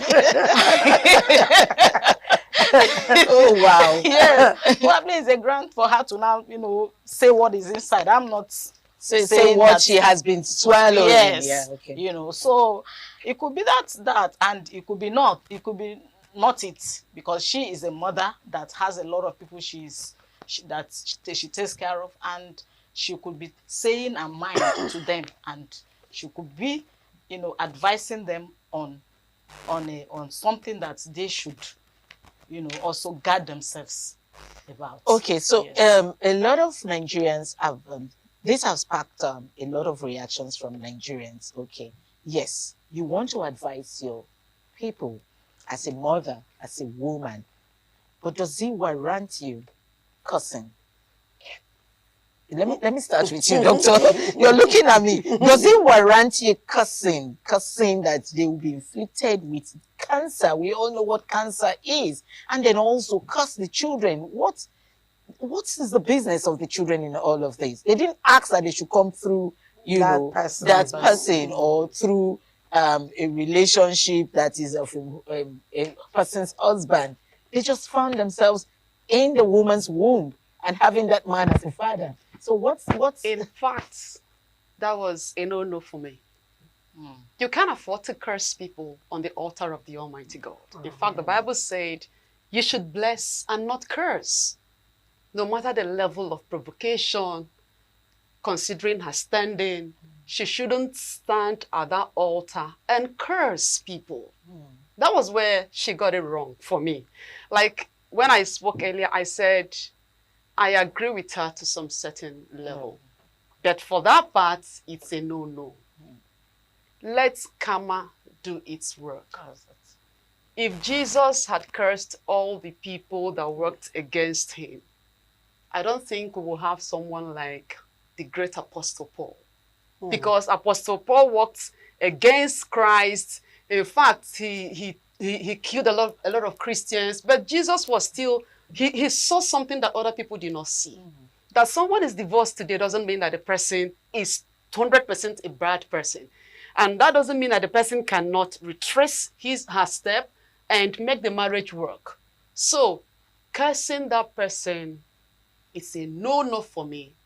She would have stopped at the level of advising even to the people not to, you know, not to go into divorce or snatch people's husband and leave that cursing part alone. So that is a no-no for me. Do you think the cause came from a place of a personal interest? Like the man that spoke behind the camera saying she probably is going through a whole lot in her marriage and decided to use that curse to, you know, send a warning to people that she knows and the people that knows her, we don't know. Well, for me, I may say yes and no. Okay? Yes, on the ground that it might not be a person. It might not be, it could be maybe close relations, or as a pastor's wife she is, people from the church that she has close encounter with, and in the course of advising, in the course of ministering, she has heard a lot. So I from that angle, maybe she felt that's the right channel to address people. Don't go about snatching your fellow women's husband. So I see that maybe based on what she must have heard or having close people around her. So that's why I feel it could be she's coming from that angle. So cursing is okay? No, I'm not saying it's okay. You asked, is it based on what the person outside behind the camera said? So I'm saying it could be from a personal experience that she came to do that, but it's a no-no for me. Okay. She shouldn't have done that. Cause is from God, if at all he wants to. we are not in position to curse anybody. And as a pastor, we're in position to bless. You are to bless your friends, you are to bless your congregation, you are to bless, the people that comes in contact with you. It is not, let me use myself as an example, it's not in my position to curse anybody. Okay. Thank you. Let me come to you, Gift. Okay. Your name is Gift, so you give a lot of blessings. Let me put it that way. Was it right that she asked, or rather she cursed the children? Do you think God will listen to such prayers? We are not God. We are just assuming as humans, with what we have studied in the Bible. Do you think such curses, like the Nigerians will say, is in all water? Do you think such curses can get anywhere in the presence of God? Well, especially for the children. I'm going to say that in two ways. The two ways I mean is that, because she is a woman of God and she stood upon the altar of God and made that curse even to the children. Like in the scripture, there's a word that says, and God will visit the iniquity of the parents to even to the 10th generation. He was going to visit their iniquity. And several times, so many people have heard in the scripture that God allowed the whole family to go down. Like Korah went down with his family, like the one that wanted to hang Esther and Haman went down with his whole family, So on that, she might be right. Okay, and then the second one, like I said, I'm talking about it in two ways. The second one is, or we have a new dispensation now, and that dispensation is dispensation of grace, that our Lord Jesus Christ has paid it all for us. So I believe that those things are shadows, that have passed. So on this note, the children shouldn't have been involved in that cause. Okay, so let's come down to, we're just looking at the Christianity aspect of all of this, and then the divorce and all of, and then taking someone's husband. Let's move it to our brothers and sisters in the Islamic religion, where they are allowed to marry more than one wife. In that situation, will you say that someone had come to take someone's husband? Go ahead. For me, it's their culture, it's their religion. So the women there already know this is what is obtainable in our culture. So the man, it's not even the woman that goes to meet the man. It's the man that, after the first wife, the religion says you can marry up to 4 wives. So it's not the woman that goes to meet the man. It's the man. So in that culture and religion, it's acceptable by them. Yeah. And so you think this cause will not affect such people? Because we're particular about the cause. She's not referring to the Muslim. No, she generalized the Muslim. You said the man goes to meet the woman. Do you think that this husband snatching thing, that is always the woman that goes to the man? Is it not the man that will go and tell the lady, I like you. That's what I'm saying. And from there, they start the relationship and the snatching starts. So for me, that's what I'm saying. The man goes there. So, okay, I understand your question. But in this part of the world, there are women who are consciously snatching the man. Yes. You speak as if you have seen one before. Can you share? Snatching, consciously snatching. Can you share with us? Deliberately snatching. Okay. Can you share with us? Well, I've not seen one, but we've heard, of course, we've heard a woman trying to, be nice, going to extreme of doing things that ideally she's not supposed to do. When you try to show, how do we have side chicks? So when you try to show a man some kind of love, whom you think the wife is not doing at home, that is a way of preparing the snatching. Yes. And maybe there are some things you are doing which, as a wife, we all are wives. We know by the time you get up in the morning, running after children and do a whole lot of things, you might not really have that time to give the man. Let me come down to this. I have seen a story where men walk away from their marriages, from their wives. Okay. And now if a man decides to leave his wife, not even divorced, but you just walk away and, not even giving the wife the reason why you decided to walk away. You just took a walk and leaving the wife with the children. And then years have passed. And then another woman finds him and decides to marry him. Does this cause also? Because I am particular about the cause. No, yeah, they of course the cause won't happen because that other woman that came later already was not in the scene. Was not in the scene at all. Which other woman would have caused the wife would have caused the husband already? Okay. Abandoning the children and everybody. Strange woman. She was not aware of any strange woman. So the cause now is on the man alone. And you know, for the fact that some people enter marriages for some certain reasons. You understand? Because some of these marriages, some people enter transactionally. Okay. Maybe the woman has money and he came in, or the man has money, she came in, and now there's no money. You understand? So the man is off. So in the first place, the man did not even, for me, in the first place, in some situation, the man did not even come into the marriage with his heart, with being committed. You understand? Most cases, it's like that. Okay. Yes. We've just been told that our time is almost up. So, but one word from every one of us. What is your advice to those that snatches someone's husband? Please, stop it.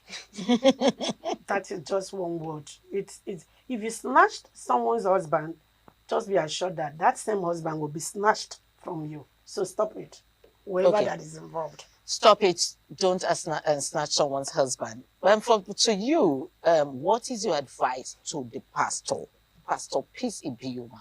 What is your advice to her? Continue to curse, or, take back the curse and pray for your congregation? Of course, she has to pray for her congregation. But I want to advise women, married women, take care of your husband. Make him happy, make him comfortable. If you notice that there is snatching going somewhere, let him know that thing he saw there is still here. Right. So that thing that he saw there is still here. Yeah. What will you say those things are for women? Advice to women out there. Well, I would say that, they should respect their husbands. Yes, and make them want to yearn coming back home, wherever they are. And to those who are snatching husbands, I would say that women, we are the demons of ourselves. We are the witches to ourselves. Please, let's love ourselves. Let's love ourselves. Okay. Yes. Coming from Gift, she's giving us gift advice. Let's love ourselves. Yes. Stop snatching. But you also, Dr. Juliet also said that let's do those things that brings the men back home to know that those qualities are still in us. Give me one of those qualities that you advise a woman. Look good always. She already said respect your husband. What? Give me one word. Look good always. Looking good always. Respect him. Give him quality food. I know you're from Akwa Ibom. I know you're from Akwa Ibom State, and I was expecting that. So if you didn't say that, I know you're from Akwa Ibom. Give him good food. Anyway, thank you, ladies, for coming onto this program. Esther said, give your husband good food. Very important. I know why I say that. Very important. I know men that don't want to eat outside, you tell them no until I get home before I eat. That's because their husbands give them good food. And then their wives give them good food. And then coming from Juliet says, look good, just like she's looking good. I mean, there's no way her husband will see her and don't want to say, oh, come back home. And then from Juliet, and from Gift says, respect your husband. It is very important to respect your husband, because when you respect him, he will also respect you. Anyway, this advice I leave with you women out there. Stop snatching other people's husband. Until I see you again, I am Patricia Uremu Gables. Thank you for joining us today.